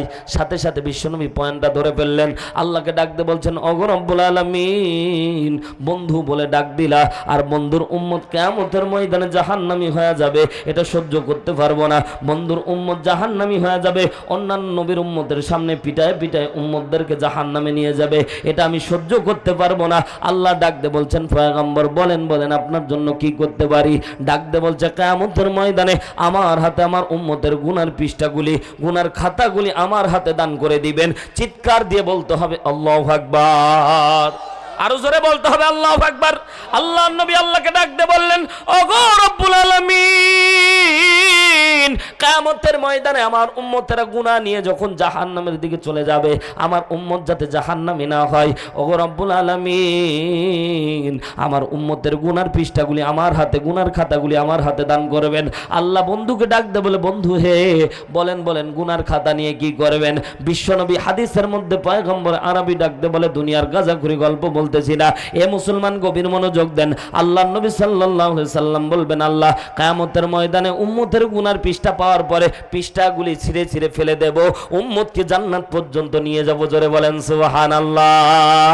বিশ্ব নবীকে আল্লাহ ডাক দিয়ে বললেন, ওগো পয়গম্বর, আপনি যা ভাবতেছেন তা কিন্তু না, অতগুলো গুনাহ হাফ কেজি না। কিয়ামতের ময়দানে সিচুয়েশন অনেক অ্যাবনর্মাল থাকবে না ওগো পয়গম্বর, কিয়ামতের সিচুয়েশন অনেক কঠিন থাকবে, কারণ কিয়ামতের ময়দানে লক্ষ লক্ষ মানুষ জমায়েত হবে, আর আপনার উম্মতের গুনার পৃষ্ঠাগুলি আপনার হাতে দান করে দেব, কিতাবগুলি আপনার হাতে দান করে দেব, সিরে উম্মতকে নিয়ে জান্নাতে চলে যাবেন। সবাই মানলেও নবী মুসা মানবে না। কথা জোরে বলেন ঠিক কি না? নবী মুসা দরকারে মাল কাসা মেরে বলবে, আল্লাহ অবিচার করলা, কারণ নবী তোমার বন্ধুর উম্মত বলে তাদেরকে তুমি মাফ করে গুনার পৃষ্ঠা ছিঁড়ে তাদেরকে জান্নাতে নিয়ে যাচ্ছ, আর আমার উম্মতেরা ঘোড়া রান্ডা একটাও বিচার হবে না, সবাই জান্নাতে যাব। কথা কর না কেন? আল্লাহ তাআলা বোঝাচ্ছেন, হাবিব আপনি যা ভাবতেছেন তা কিন্তু না। আল্লাহ রাব্বুল আলামিন যখন বলেছে আপনি যা ভাবতেছেন তা কিন্তু না, আল্লাহর নবী লজ্জা পেয়ে গেছে, কারণ লজ্জা পাওয়ারই কথা। কি বলতে কি বলে ফেললাম, আমি মনে হয় ভুল করে ফেললাম। আল্লাহর নবী মাথা নিচু করার কারণে আল্লাহ রাব্বুল আলামিন সূরা তাহরিমের ৮ নম্বর আয়াত নাজিল করে দিলেন। জোরে জবান খুলে বলতে হবে আল্লাহু আকবার। আপনাদের এত জোর করে বলতেছে আল্লাহু আকবার, আমার মনে হয় মা বোন যদি থাকতো এখানে, তো যদি বলতাম যে আল্লাহু আকবার বল না, এর থেকে জোরে বলতো। কথা কয় না কেন? ঠিক, এটাও ঠিক না? জোরে বলেন আল্লাহু আকবার। পর্দা নিশি আমার মা বোনেরা, আপনারা মনে মনে বলবেন, কিন্তু বলা লাগবে, তাহলে বরকত যিনি বাড়ায়া দিবেন তিনি কে? আরো জোরে বলেন তিনি কে? আপনাদের মাঝে মাঝে সুবহানাল্লাহ, মাঝে মাঝে আলহামদুলিল্লাহ, মাঝে মাঝে আল্লাহু আকবার বলতে বলি, এতে করে রাগ করা যাবে মুসলমান, কারণ এই আল্লাহু আকবার বললে ঈমান যিনি বাড়ায়া দেন, জোরে বলেন তিনি কে? সম্মানিত ভাইয়েরা আমার, আল্লাহ রাব্বুল আলামিন বিশ্ব নবী মাথা নিচু করে আছে।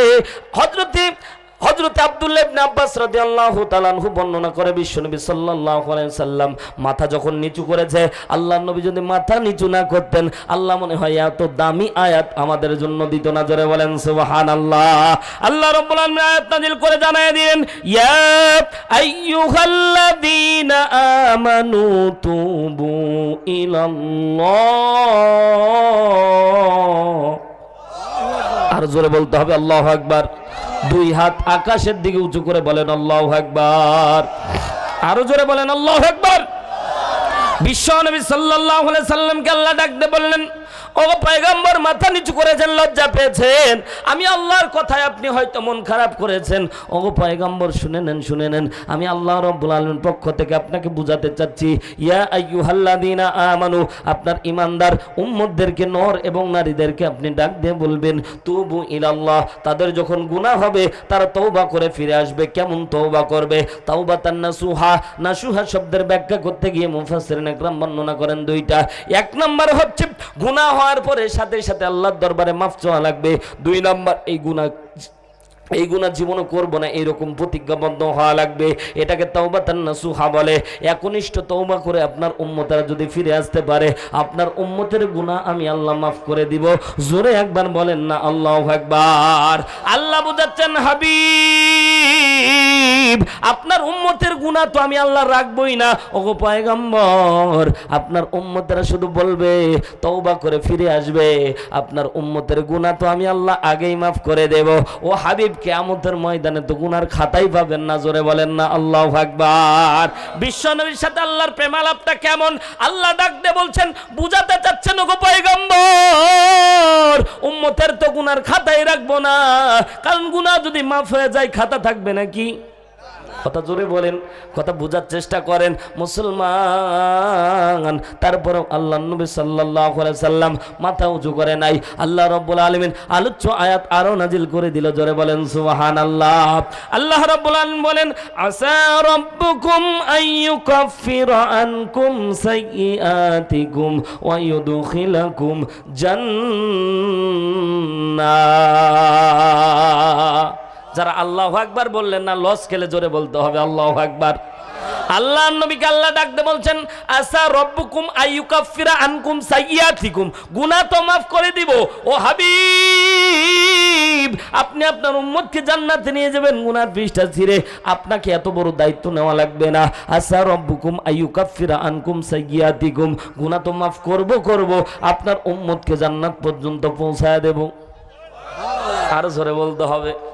আল্লাহ ডাকতে বলছেন, আপনাকে কষ্ট করা লাগবে না, আপনি রাজ সিংহাসনে বসে থাকবেন, আমি আল্লাহ নিজ দায়িত্বে আপনার উম্মতদেরকে পৌঁছায় দেব।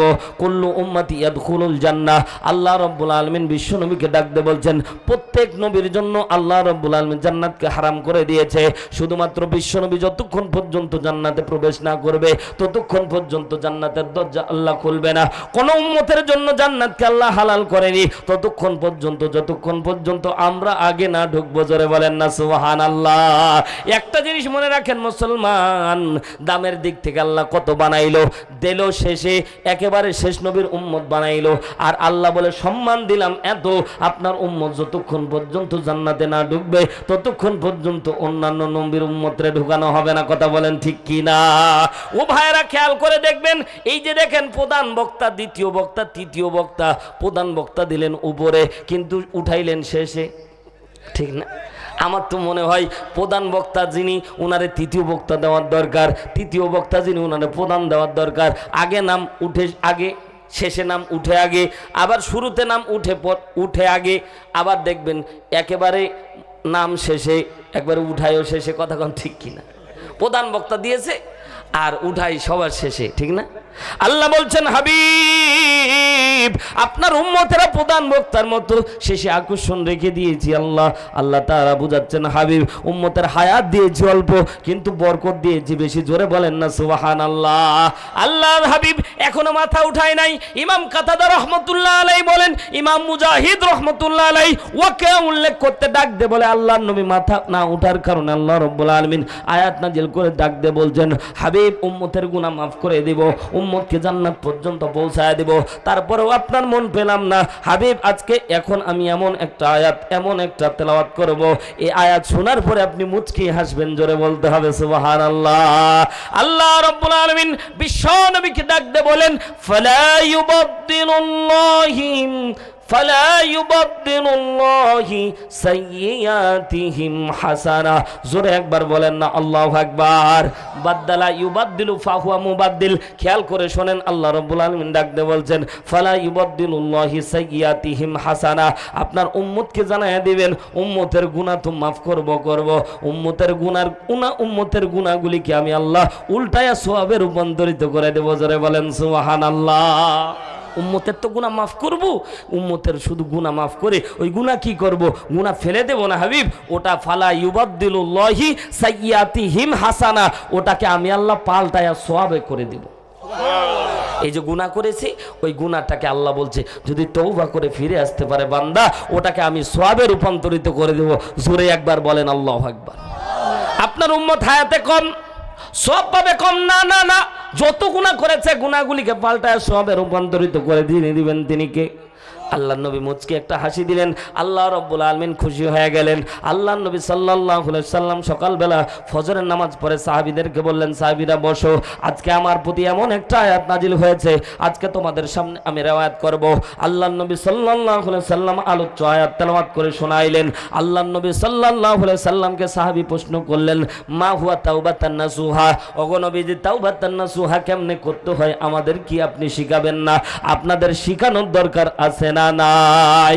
বিশ্ব নবী সাল্লাল্লাহু আলাইহি সাল্লাম তাওবাতান নাসুহা শিখানোর আগে আল্লাহ নবী সাল্লাল্লাহু আলাইহি সাল্লাম আল্লাহর রহমত কত, আল্লাহ মাফ করে দেয় বান্দাকে কেমন করে, এটা বোঝানোর জন্য আল্লাহ নবী দুইটা হাদিস রিওয়ায়াত করেছে। জোরে বলেন কয়টা?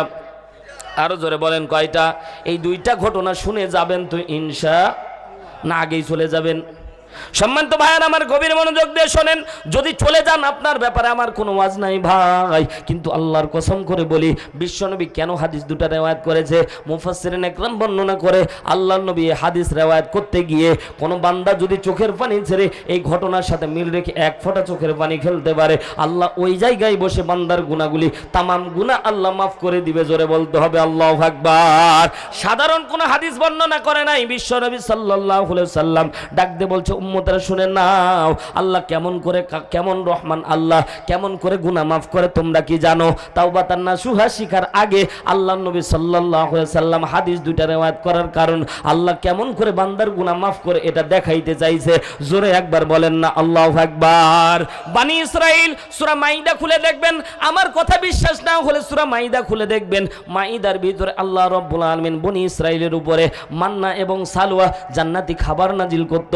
কথা বুঝে থাকলে জবাব দেন ঠিক না বে ঠিক?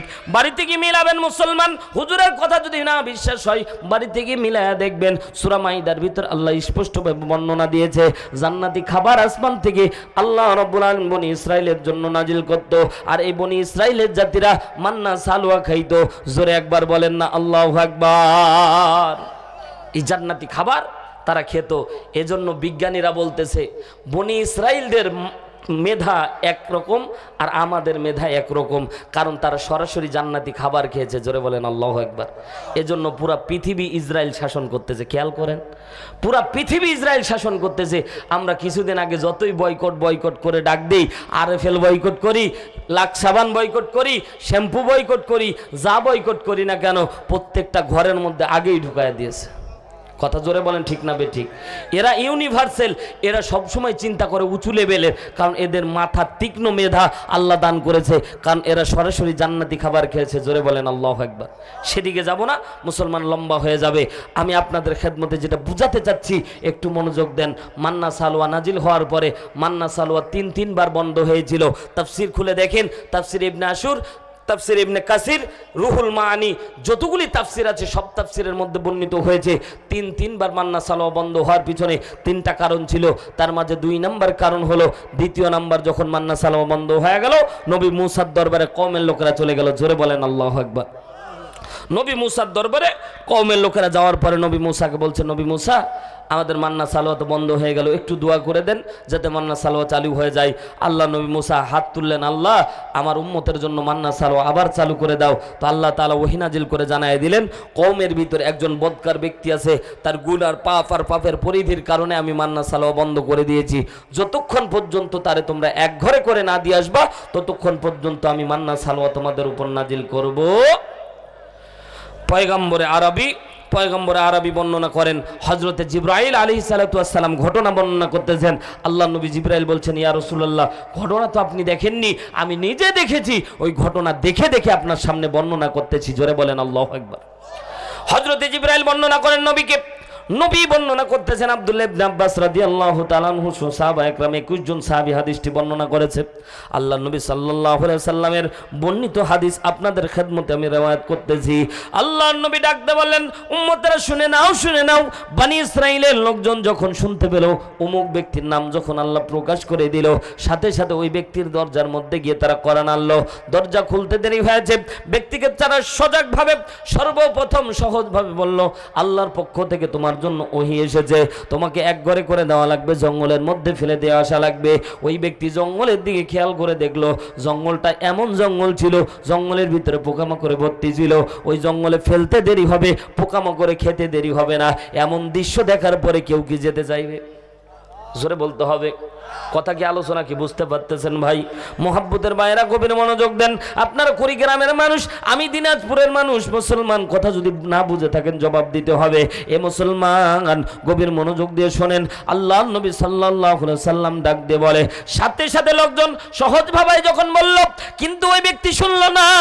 নবী মুসার পা ধরে ধরে ডাক দিয়ে বলল, নবী মুসা আমার জন্য একটু দোয়া করে দেন, যাতে করে আল্লাহ রাব্বুল আলামিন আমাকে মাফ করে দেয়। সাথে সাথে নবী মুসা পর্যন্ত তার পাটাকে ছিটকায় দিল। ওই ব্যক্তি দূরে গিয়ে পড়লো। কওমের লোকেরা তার হাত বেঁধে ফেললো, পা বেঁধে ফেললো। এক পর্যায়ে তাকে মার দেওয়া শুরু করলো। মায়ের দিচ্ছে এমন ভাবে, মাঝে মাঝে মায়ের জ্বালায় মাঝে মাঝে অজ্ঞান হয়ে যায়, আবার জ্ঞান ফিরে, আবার অজ্ঞান হয়ে যায়। মাঝে মাঝে খেয়াল করে দেখতেছেন, আহারে কারা আমার গায়ে মারতেছে। মাঝে মাঝে খেয়াল করে দেখতেছে। একবার অজ্ঞান হওয়ার পরে, জ্ঞান ফেরার পরে সামনে উপরের দিকে তাকায় আছে। খেয়াল করে দেখতেছেন গালের মধ্যে তার মেজ সন্তান গালের মধ্যে পা দিয়ে দাঁড়ায় আছে। কলিজার টুকরা মোহাব্বতের বাইরে পর্দা নিশি আমার মা বোনেরা গভীর মনোযোগ দিয়ে শোনেন। আল্লাহর এই পৃথিবীর মধ্যে সন্তান যদি বাবার গায়ে হাত দেয়, ভাই পৃথিবীর কোনো শক্তি নাই ও বাবাকে ধৈর্য ধারণ করার। কথা বলেন ঠিক কি না? সন্তানকে কোলে পিঠে করে কষ্ট করে যখন মানুষ করে, ভাই এই সন্তান যখন বাবা মার গায়ে হাত তুলে, এর মতো কষ্টদায়ক বস্তু পৃথিবীর মধ্যে আর কিছু হতে পারে না। কথা জোরে বলেন ঠিক কি না? যুবক সন্তান যখন বিয়ে দেওয়ার কিছুদিন পরে সন্তান যখন আলাদা হয়ে যায়, ওই মায়ের কান্নার আহাজারে রাত্রিবেলায় আল্লাহ তাআলার আকাশ বাতাস ভারী করে দেয়। কথা জোরে বলেন ঠিক কি না?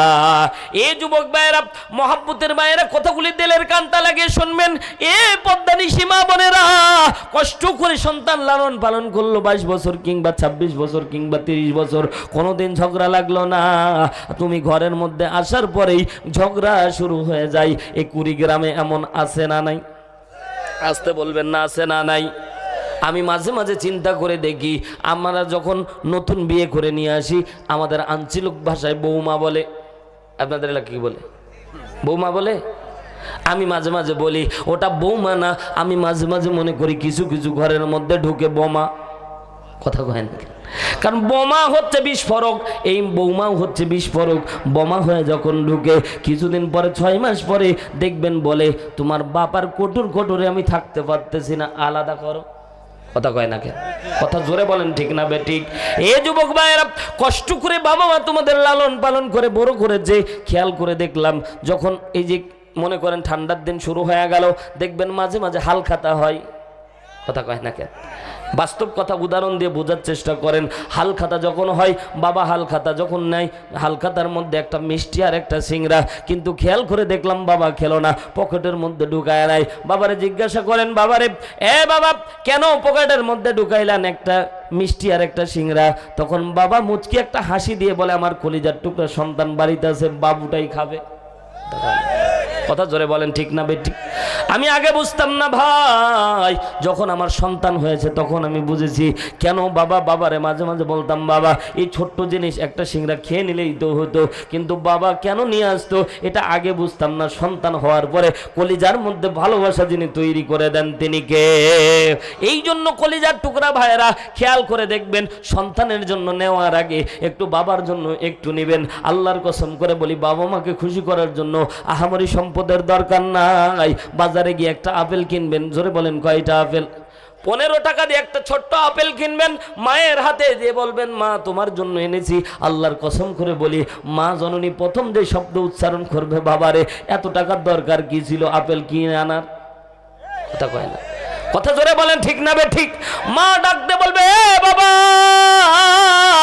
কি দরকার ছিল আপেল কিনা, অথচ আপেলের দাম 15 টাকা, 20 টাকা, 25 টাকা, 30 টাকা, কিন্তু মায়ের কথাটা এত দামি, আল্লাহর আরশ পর্যন্ত খুশি হয়ে যাবে। কথা বলেন ঠিক কিনা?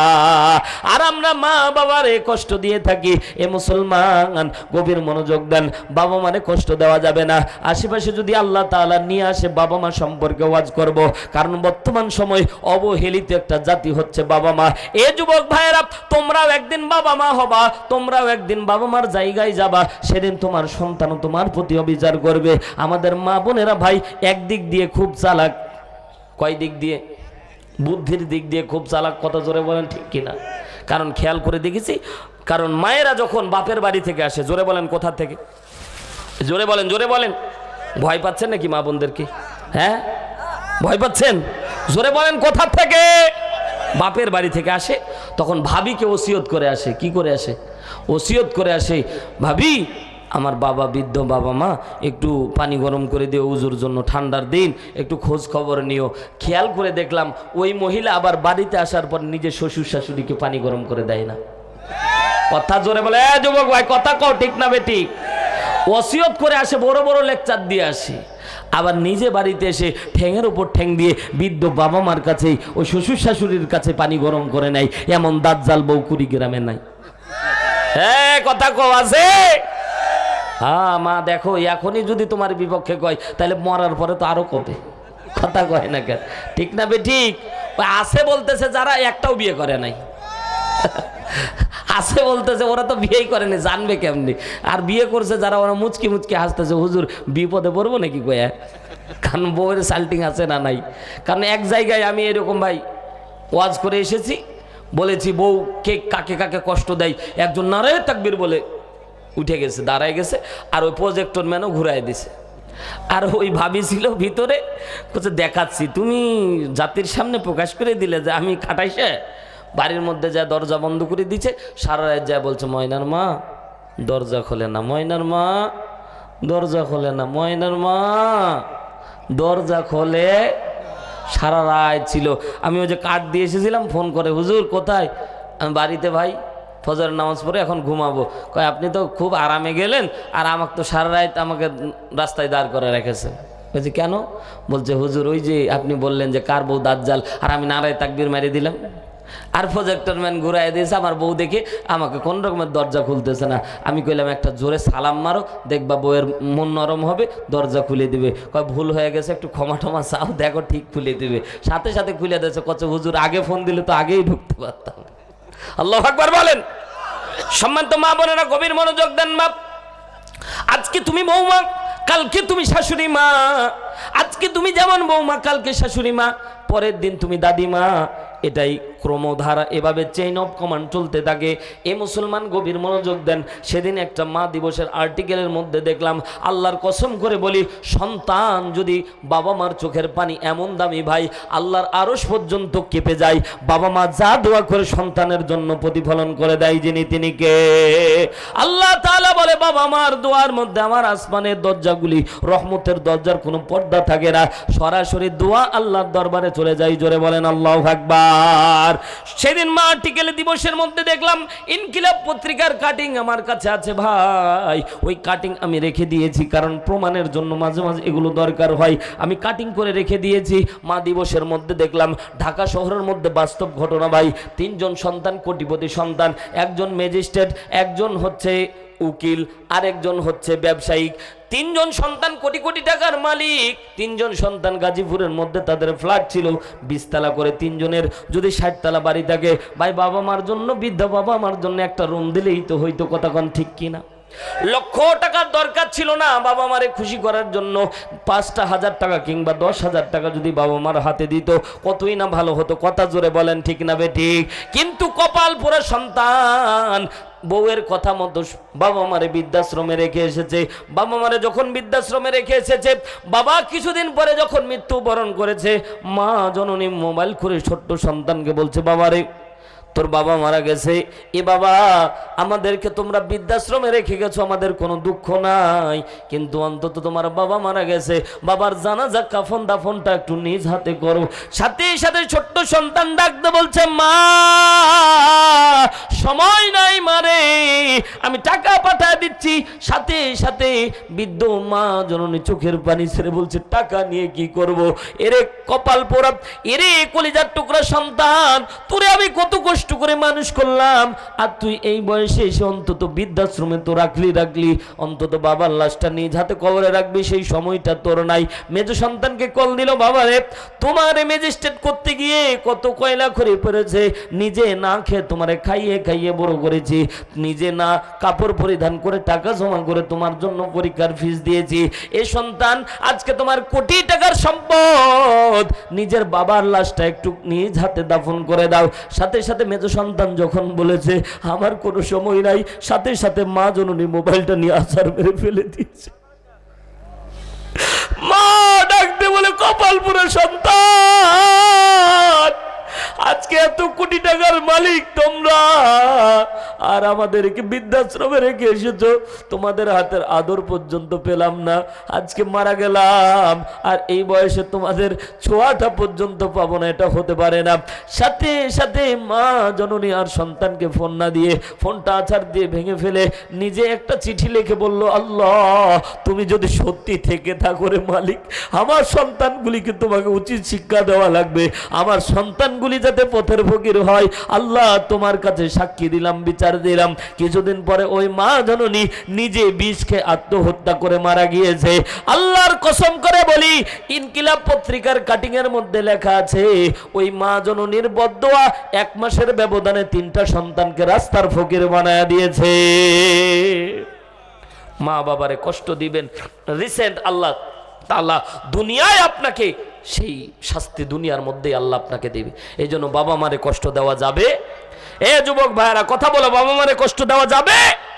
বাবা মা যদি আপনাকে অন্যায় কোনো কথাও বলে, রাসূল বলেছে তুমি চুপ করে থাকো, শুনে থাকো, পাল্টা জবাবও দিও না। যদি জবাব দিতে যাও, মায়ের কলিজায় আঘাত লাগবে, বাবার কলিজায় আঘাত লাগবে, আল্লাহর আরশ কেঁপে যাবে। বাবা মা একটা বুলেট। সন্তান, কথা মনে আছে তো, সন্তান যখন বাবার গালের মধ্যে পা দিয়ে দাঁড়ায় আছে, হাত দিয়ে বাঁধা হাত দিয়ে পাটাকে সরায়া দিয়ে নবী মুসার হামাগুড়ি দিয়ে নবী মুসার কাছে গিয়ে মাথাটা ঠেকায় বলছে, নবী মুসা এতক্ষণ বাঁচার আশা ছিল, কিন্তু এখন আর আমার বাঁচার কোনো আশা নাই। নবী মুসা আমার জঙ্গলের মধ্যে ফেলে দিয়ে আসো। যেই সন্তানের দিকে তাকায়া, ওই সন্তানের মুখের দিকে তাকায়ায় হারাম ইনকাম করে আজকে টাকার পাহাড় জমায়াছি, ওই সন্তান আমাকে এখনই যদি লাথি মারে, তাহলে এই সন্তান আমার দরকার। সাথে সাথে নবী মুসা কওমের লোকেরা দেরি করলো না, জঙ্গলের মধ্যে তারে ফেলে দিয়ে আসলো।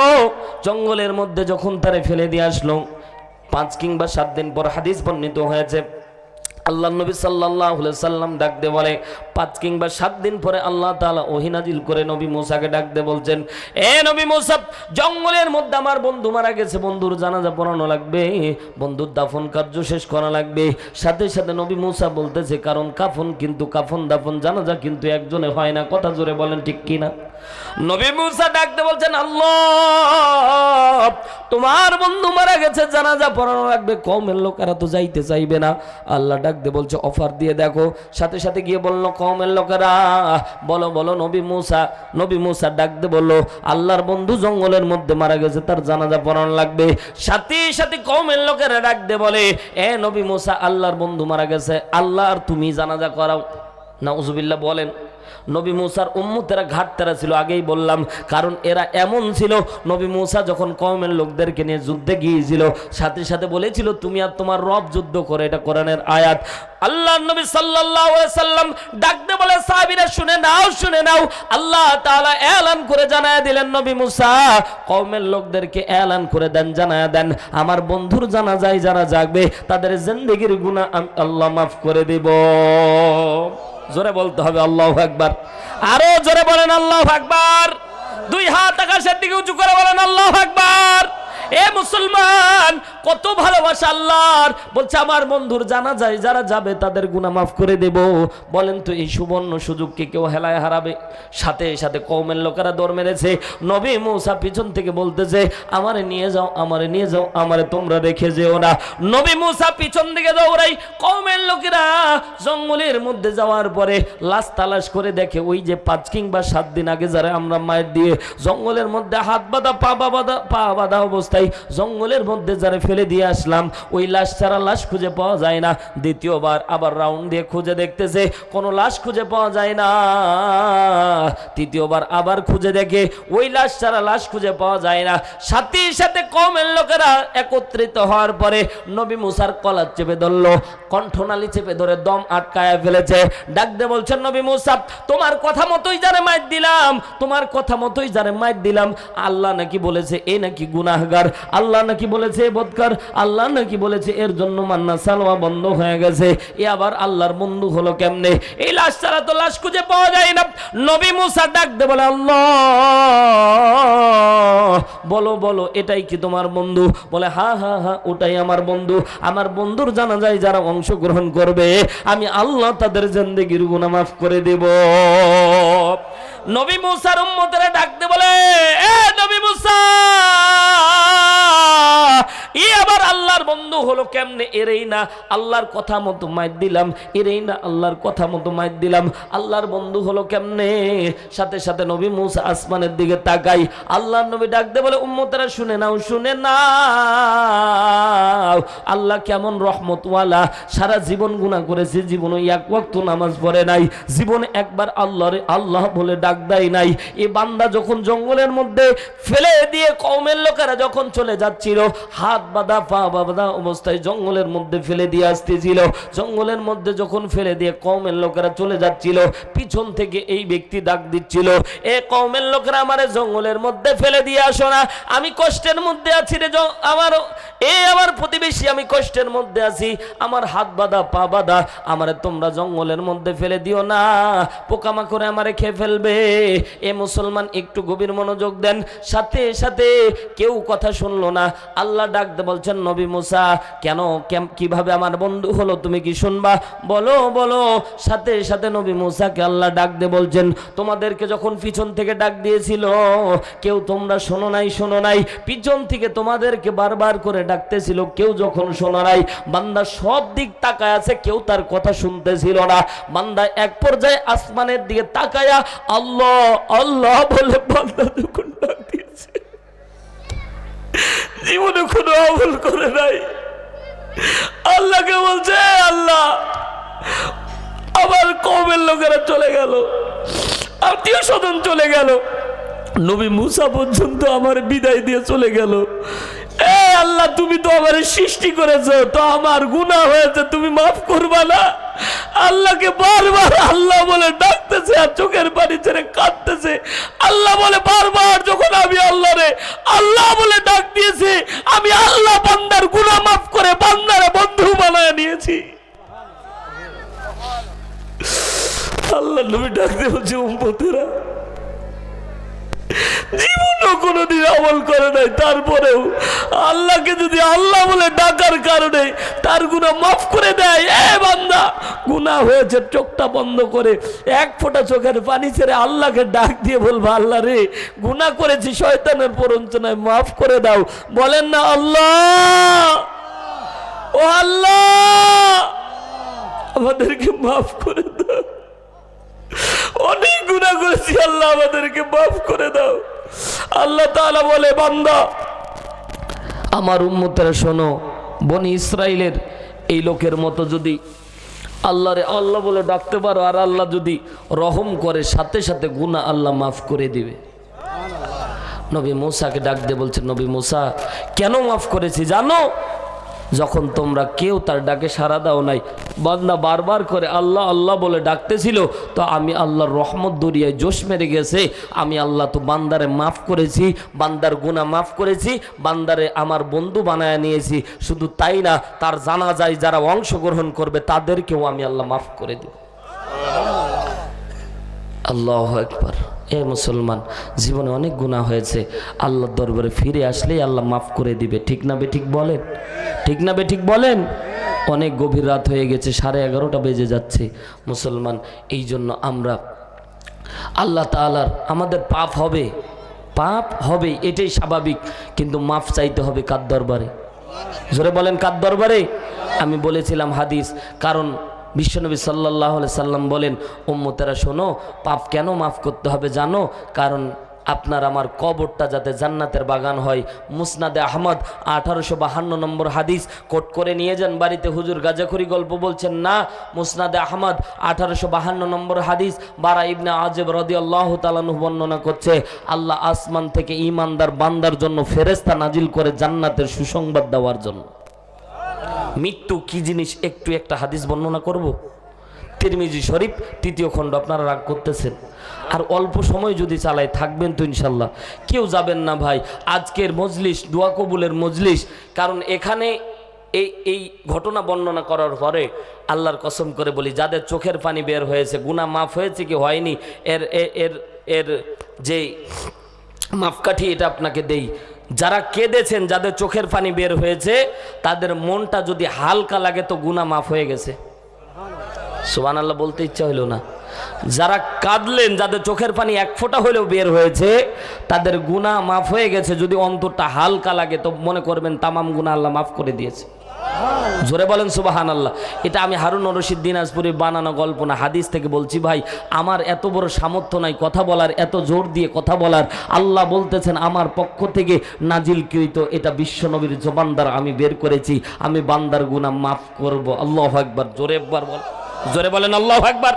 জোরে বলেন আল্লাহু আকবার। অনেকেই কাঁদতে পারেননি, চোখে পানি বের হয়নি। বিশ্বনবী বলেন নৈরাশ হওয়ার দরকার নাই। যদি কান্নার ভান আসে তো অনেক পাথর ফাটাইলে দেখবেন পাথর, ওই যে ঝর্ণাতে যুবকেরা জাফলংয়ে গোসল করতে যাও না, কথা বলো না কেন, যাও না? ওই জাফলংয়ে যখন ঝর্ণাত গোসল করতে যাও, আমি সিলেটে যখন মাহফিল করতে গেলাম, জাফলং যখন দেখতেছিলাম, কত যুবককে দেখলাম অর্ধন্যাংটা হয়ে, কত যুবতীকে দেখলাম অর্ধন্যাংটা হয়ে গোসল করতেছে, কিন্তু আমার চোখ দিয়ে পানি পড়তেছিল। আর আয়াত মনে হচ্ছিল এটা তো সেই ঝর্ণার পানি, যেই পানি পাথর কান্না বেয়ে বেয়ে, পাথর হয়ে পাথর বেয়ে বেয়ে কান্না আসতেছে, ওটা ঝর্ণা হয়ে বের হচ্ছে। পাথর কাঁদতেছে জাহান্নামের ভয়ে, পাথর কাঁদতেছে জাহান্নামের ভয়ে, আর ওই পাথর বেয়ে বেয়ে পানি আসতেছে, আর যুবকেরা অর্ধন্যাংটা হয়ে, যুবতীরা অর্ধন্যাংটা হয়ে গোসল করে। আমার কষ্ট লাগতেছিল, আহারে ওই পানি সাধারণ পানি না, ওটা কান্নার পানি। ওই কান্নার পানির জন্য অনেক পাথর দেখবেন ফাটাইলে পানি পাওয়া যায়, ঠিক না? অনেক পাথরকে দেখবেন ফাটাইলে পানি পাওয়া যায়। তো পয়গম্বর বলে অনেক পাথর কাঁদে কিন্তু কান্না বাইর হয় না, তো ভিতরে কান্না জমা থাকে। এমনি এমনি পানি পাওয়া যায় না। পাথর কাঁদে কার ভয়ে? পাথর কাঁদে কার ভয়ে? আল্লাহ তাআলার ভয়ে, জাহান্নামের ভয়ে পাথর কাঁদে, আর ওই পাথর বেয়ে বেয়ে পানি পড়ে, আর যুবক যুবতী কি না আনন্দ উল্লাস করে। আল্লাহর কসম করে বলি, পাথর কান্না করে, কিছু পাথরের কান্না জমা থাকে। এই জন্য আল্লাহ বলে, এ বান্দা, অনেক বান্দার কান্না আসে না, কিন্তু অন্তর থেকে কান্নার যদি ঢেকুর উঠে তো আমি আল্লাহ তারেও মাফ করে দিই। আরো জোরে বলেন আল্লাহু আকবার। বিশ্বনবী সাল্লাল্লাহু আলাইহি সাল্লাম বলেন, তিরমিজি শরীফ, আপনি আমি কেন গুনাহ মাফ করাবো জানেন? তিরমিজি শরীফ 3য় খণ্ড, বাড়িতে যায় মিলাবেন, 1891 নম্বর হাদিস। আল্লাহর নবী সাল্লাল্লাহু আলাইহি সাল্লামের কলিজার টুকরা আম্মাজান আয়েশা সিদ্দিকা রাদিয়াল্লাহু তাআলা আনহা বর্ণনা করতেছেন, এ পদ্মানিশী মা বোনেরা, আল্লাহর কসম করে বলি, এই ওয়াজ শুধুমাত্র পুরুষের জন্য না গো মা, আপনার চোখের পানি বের হলেও আল্লাহ আপনার গুনাহ মাফ করে দিয়েছেন। তিরমিজি শরীফ 3য় খণ্ড 891 নম্বর হাদিস। আম্মাজান আয়েশা সিদ্দিকা রাদিয়াল্লাহু তাআলা আনহা বর্ণনা করতেছেন, আল্লাহর নবী সাল্লাল্লাহু আলাইহি ওয়াসাল্লাম যেদিন মৃত্যুবরণ করে, মৃত্যুবরণ করে, আমার দিকে খেয়াল করেন, আল্লাহর নবী যেদিন মৃত্যুবরণ করেন, আম্মাজান আয়েশার, এটাকে উরু বলা হয়। কি বলা হয় এটাকে? কি বলে আপনাদের আঞ্চলিক ভাষায়? কি বলে? চরু। যাই হোক, চরু উরু একই। তো এই চরুর উপরে আল্লাহর নবীর মাথাটা ছিল। হযরতে আজরাইল আলাইহিস সালাতু ওয়াস সালাম ঘরের ভিতর প্রবেশ করতেছে, অনুমতি নিচ্ছে। আল্লাহু আকবার, জোরে বলেন। একজন মানুষের জান কবজের আগে অনুমতি নেওয়া হয়েছিল, সেটা হচ্ছে পয়গম্বরে আরবি জনাবে মুহাম্মদ রাসূলুল্লাহ সাল্লাল্লাহু জিব্রাইল চলে আসলেন, ঘরের দরজায় নক করতেছে, আজকে ভিতরে ঢুকতেছে না। জোরে বলেন না আল্লাহু আকবার। আল্লাহর নবী ডাকতে বলছেন, ভাই জিব্রাইল ঘরের মধ্যে প্রবেশ করেন। আল্লাহর নবী ডাক দিয়ে বললেন, ভাই জিব্রাইল ইতিপূর্বে কোনোদিন আপনি ঘরের ভিতর প্রবেশ করার আগে আপনি অনুমতি নেন না, আজকে দাঁড়ায় আছেন, কারণটা কি? হযরতে জিব্রাইল ডাক দিয়ে বললেন, নবীজি আজকে আমি একাই আসিনি, আমার সাথে এসেছে মালাকুল মউত। আল্লাহর নবীর বুঝতে বাকি রইল না, জান কবজ হয়ে যাবে। ঘরের ভিতরে তিনজন আছে, আম্মাজান আয়েশা সিদ্দিকা রাদিয়াল্লাহু তাআলা আনহা আছে, হযরতে ফাতিমা রাদিয়াল্লাহু তাআলা আনহা আছে, আল্লাহর নবী আছেন, তিনজন আছে। আল্লাহর নবীর বুঝতে বাকি রইল না, তিনজনের যে কোনো একজনের জান কবজ করে নিয়ে আসবে, কারণ মালাকুল মউত যার কাছে একবার আসে কোনোদিন খালি হাতে ফেরত যায় না। কথা বলেন ঠিক কিনা? আল্লাহর নবী অনুমতি দান করে দিলেন, ঘরের ভিতরে প্রবেশ করেন। সাথে সাথে মালাকুল মউত সহ হযরতে জিব্রাইল প্রবেশ করলেন। হযরতে জিব্রাইল প্রবেশ করার পরে মালাকুল মউত সালাম দিলেন, ইয়া রাসূলুল্লাহ, ইয়া হাবিবাল্লাহ, আল্লাহর পক্ষ থেকে আমি আজরাইলকে আমার পক্ষ থেকে, আল্লাহর পক্ষ থেকে আমাকে বলা হয়েছে আপনি যদি দুনিয়ায় থাকতে চান তাহলে আল্লাহ আপনার জান কবজ করতে নিষেধ করেছে, কিন্তু আল্লাহ আপনার জন্য অপেক্ষা আছে। জোরে বলেন আল্লাহু আকবার। আজরাইল বলছে, ইয়া রাসূলুল্লাহ আপনি যদি থাকতে চান তো থাকেন, কিন্তু আল্লাহ আপনার জন্য অপেক্ষা করতেছেন। জোরে বলেন না আল্লাহু আকবার। আমি জানি প্রেমে পাগল সে তো মদিনায়, প্রেমানলে ডুবে মনি, প্রেমানলে ডুবে মনি, ওহে রব্বানা আমি জানি প্রেমের পাগল সে তো মদিনায়। আজরাইল বললেন, নবী গো আল্লাহ আপনার অপেক্ষায় আছে। আল্লাহর নবী ডাক দিয়ে বললেন, আজরাইল দেরি করো না, দেরি করো না, আপনার কাজ সম্পাদন করেন। হাদিস থেকে কথা বলছি ভাই, গাজাখুরি গল্প না। আবারও বলছি, তিরমিজি শরীফ 3য় খণ্ড 891 নম্বর হাদিস। আল্লাহর নবী সাল্লাল্লাহু আলাইহি সাল্লামের কলিজার টুকরা আম্মাজান আয়েশা সিদ্দিকা রাদিয়াল্লাহু তাআলা আনহা বর্ণনা করতেছেন, আল্লাহর নবীর সামনে আল্লাহর নবী বিড়বিড় করে বলতেছেন, এ মালাকুল মউত আপনার কাজ সম্পাদন করেন। আল্লাহর নবীর সামনে আজরাইল ডাক দিয়ে বললেন, ওগো নবীজি কিয়ামত পর্যন্ত, আজ থেকে বাবা আদম থেকে শুরু করে আপনি পর্যন্ত, আপনি থেকে শুরু করে কিয়ামত পর্যন্ত যত জান কবজ আমি আজরাইল করেছি, আপনার মতো ইহসানের সহিত কারো জান কবজ আমি করব না। ওগো নবীজি আমার পক্ষ থেকে আপনাকে এলান করে দিলাম, জানায়া দিলাম, আপনি যদি বিন্দু মাত্র কষ্ট পান আমাকে আল্লাহর দরবারে জবাবদিহি করা লাগবে। কোন জান কবজের জবাবদিহি আজরাইলকে করা লাগবে না, একটা জান কবজের জবাবদিহি আল্লাহর কাছে করা লাগবে। মুসলমান ভাইরা আমার, পদ্মানিশি আমার মা বোনেরা গভীর মনোযোগ দিয়ে শোনেন। মা, জিন্দেগিতে আমি কত পাপ করেছি, অন্যায় করেছি, একটু মৃত্যুর জন্য প্রস্তুতি নিতে হবে মা, কারণ দুনিয়া আপনার আমার থাকার জায়গা না।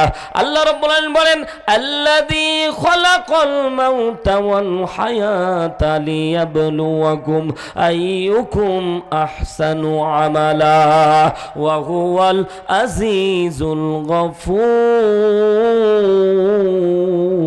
গফুর। জোরে বলতে হবে আল্লাহু আকবার। আপনারা মনে হয় ক্লান্ত, ছেড়ে দেই। সম্মানিত ভাইয়ের আমার, গভীর মনোযোগ দেন, লম্বা বেশি একটা করব না, একটু গভীর মনোযোগ দেন। আল্লাহর নবীকে আজরাইল বললেন, নবীজি আপনার জান কবজ করব ইহসানের সহিত, আপনি একটু কষ্ট পেলে কিয়ামতের ময়দানে আমাকে হিসাব দেওয়া লাগবে। ওগো নবীজি আপনি কষ্ট পাবেন না। আল্লাহর নবী বললেন, তাহলে জান কবজ করো। আম্মা জান আয়েশা বর্ণনা করতেছেন, বিশ্ব নবীর বুকের উপরে যখন মালাকুল মউত আজরাইল আস্তে আস্তে হাতটা বসাচ্ছিল, আমি খেয়াল করে দেখলাম আমি আয়েশার পায়ের হাড্ডিগুলি ভেঙে যাবে ভাব তৈরি হয়েছিল। কারণ একটা মানুষের উপরে কতটা প্রেসার পড়লে তার পায়ের হাড্ডি পর্যন্ত ভেঙে যেতে চাই। কল্পনা করেন মুসলমান,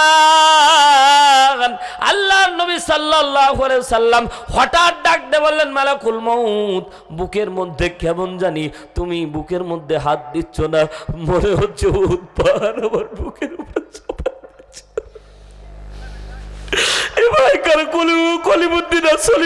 জান কবজের কথা বলতেছি না, আল্লাহর নবী বলছে, মালাকুল মউত হাতটা সরায় ফেলো, মনে হচ্ছে বুকের উপর উহুদ পাহাড় চাপায় দিয়েছে। আল্লাহ নবীকে মালাকুল মউত বললেন, রাসূল এই কথা আপনি বলবেন না, কারণ আপনি যদি কষ্ট পান আল্লাহর দরবারে আমি আজরাইলকে জবাব দেওয়া লাগবে। আপনাকে সবচেয়ে ইহসানের সহিত আল্লাহ নবী আস্তে করে হাতটা সরায় ফেলে বললেন, মালাকুল মউত এটা যদি ইহসানের সহিত হয় আমার উম্মতের কি হবে, উম্মতের কি হবে? এই ভাই চোখটা বন্ধ করে বালিশের সাথে মাথাটা লাগায় চিন্তা করবেন, আল্লাহ তাআলা আপনার আমার জন্য জান কবজের সময় কি ইহসান করবেন। আল্লাহর নবী বললেন, আজরাইল এটা যদি ইহসানের শহীদ হয় আমার উম্মতের কত কষ্ট হবে। মালাকুল মউত আজরাইল বললেন, ইয়া রাসূলুল্লাহ আপনার উম্মতকে একটা আমল করতে বলবেন। এই জায়গায় হযরতে আজরাইল আলাইহিস সালাতু ওয়াস সালাম একটা আমল শিক্ষা দিচ্ছে, আপনার উম্মতকে একটা আমল করতে বলবেন। উম্মত যদি আমলটা করতে পারে, দুগ্ধপোষ্য শিশু মায়ের কোলে যখন দুধ খায় কখন ঘুমায় যায়, মাও টের পায় না, বাচ্চাও টের পায় না, আমি মালাকুল মউত জান কবজ করবো, আপনার উম্মত টেরই পাবে না। ও আল্লাহর বান্দারা, দুনিয়া আপনি আমি থাকবো না, দুনিয়া আপনার আমার প্রত্যেকের জান কবজ হবে। আল্লাহর কসম করে বলি, জান কবজের হালত অত্যন্ত খারাপ। বিশ্ব নবীর হালত যদি এই হয়, তা আপনার আমার সিরিয়াল নাম্বার কত, সিরিয়ালই তো থাকে না। তারপরেও আল্লাহ নবী বলছেন, এ আজরাইল এই কষ্ট যদি আমার হয় উম্মতের কি হবে, উম্মতের কি হবে? তখনও উম্মতকে আল্লাহ নবী বলে আহা। আর সেই নবীকে নিয়ে মাঝে মাঝে কাফের মুশরিকেরা কটূক্তি করে, তার দাঁত ভাঙা জবাব দেওয়া লাগবে। আমরা বলে দিতে চাই সরকার প্রধানকে, আমার নবীকে নিয়ে কেউ যদি কটূক্তি করে, আমার নবীকে নিয়ে কেউ যদি ব্যঙ্গ করে, তার কলিজা ছেড়ে দেওয়া লাগবে। কথা ধরে বলেন ঠিক না বেঠিক? কারণ নবী হলো আমাদের ঈমান। নবী কি? আল্লাহর নবীকে আজরাইল এই জায়গায় একটা আমল শিক্ষা দিয়েছে। ওবাজান আজকে বাড়িতে যায় 10টা মিনিট বালিশের সাথে মাথাটা লাগায়, চোখটা বন্ধ করে একটু আত্মসমালোচনা করবেন যে দুনিয়াদারি নিয়ে তো অনেক ব্যস্ত হয়েছি, পরকাল নিয়ে একটু চিন্তা করার দরকার। ও ভাই, বাড়ির মধ্যে বাড়ি পাকা করলাম, বাথরুম পাকা করলাম, টাইলস করে দিলাম, কিন্তু কবরটা যে বারবার করে ডাক দিচ্ছে, আনা বাইতুদ দুধ, আমি পোকামাকড়ের ঘর, আমার কাছে নিয়ে আসো একটু আমল। তো ওই কবর ডাক দে বলছে, আনা বাইতুল গরুব, আমি অন্ধকার ঘর, আমার কাছে একটু আমল নিয়ে আসো। কিন্তু আজও পর্যন্ত কবরের ডাকে কেউ সারা আমরা দেই। কবর অন্ধকার ঘর, এই অন্ধকার কবর সম্পর্কে, অন্ধকার কবর সম্পর্কে আমরা ওয়াকিফাল না, অথচ এই কবর বারবার আপনাকে আমাকে হাতছানি দিয়ে ডাকছে। নিজ হাতে নিজের বাবার লাশটা কবরে রেখে এসেছি, ঠিক না? আছেন না কেউ? কে কে আছেন একটু হাত জাগান। আল্লাহু আকবার, আল্লাহু আকবার। নিজ হাতে নিজের মায়ের লাশটাকে কবরে রেখেছি। গত বছর আমার এক বন্ধু মারা গেছিল ভাই, আমি কোনোদিন কবরে নামিনি, সত্যিকারই কথা। অনেকগুলি হাজারের বেশি জানাজা পড়িয়েছি, কোনোদিন কবরে নামিনি। তো বন্ধু খুব কাছের বন্ধু ছিল, তো বন্ধু ঠান্ডার দিনে মারা গিয়েছিল গত বছর। তো বন্ধুর রাত 12টা তখন বাজে, আলেম ছিল তো, হাফেজে কোরআন ছিল, মারা গেছে। তো বাবা বেশি একটা দেরি করে নাই, এশারের সময় মারা গেছে, রাত 12টার দিকে তার কবর দেওয়া হয়েছে। রাত্রিবেলা যখন কয়েকজন মিলে কবর দিতে গেলাম, কবরে যখন নামতেছিলাম, কবরে আমি নামলাম, কোনোদিন নামিনি। কবরে লাশ রাখার আগে হাতটা মাটিতে ঠেকে, ঠিক না? হাতটা যখন মাটিতে ঠেকতেছিল, কলিজার মধ্যে আঘাত দিয়ে ওই মাটি যেন প্রশ্ন করতেছিল, এত ঠান্ডা মাটিতে কবরে রেখে চলে আসতেছি, অথচ ঠান্ডার দিন একটু কম্বল এদিক সেদিক হলেই কত কি করি, কম্বল এদিক সেদিক হলেই কত কি করি। অথচ ওই কবরের ভিতরে 3.5 হাত কাপড়, ও আর কতটুক, কিচ্ছু নাই ভাই। মাটি এতটাই ঠান্ডা, হাত যখন রাখতেছিলাম হাতগুলি মনে হচ্ছে বরফে যেমন হাত রাখলে যেমন ঠান্ডা কিনকিনে হয়ে যায়, তেমন হাতটা এমন ঠান্ডা হয়ে গেল আমি কল্পনাও করতে পারলাম না। কলিজার মধ্যে আঘাত দিচ্ছিল, আরে এই কবরেও আমাকে পর্দানিশি মা বোন সবাইকে রেখে যাবে, এই কবরে রাখবে। দুনিয়ার বাস্তবতা এমন ভাই, আজকে যদি এই জায়গায় আমার মৃত্যু হতে পারে না? হবে ভাই। আল্লাহর কসম করে বলি, দুনিয়ার বাস্তবতা এতই খারাপ, দুনিয়ার মানুষ এতই স্বার্থপর।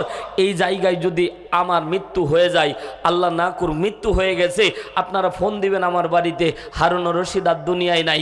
আল্লাহর কসম, বাস্তবতা এমন, আমার লাশ বাড়িতে যাওয়ার আগে আমার কাফনের কাপড় রেডি। কথা বলেন, কথা জোরে বলেন।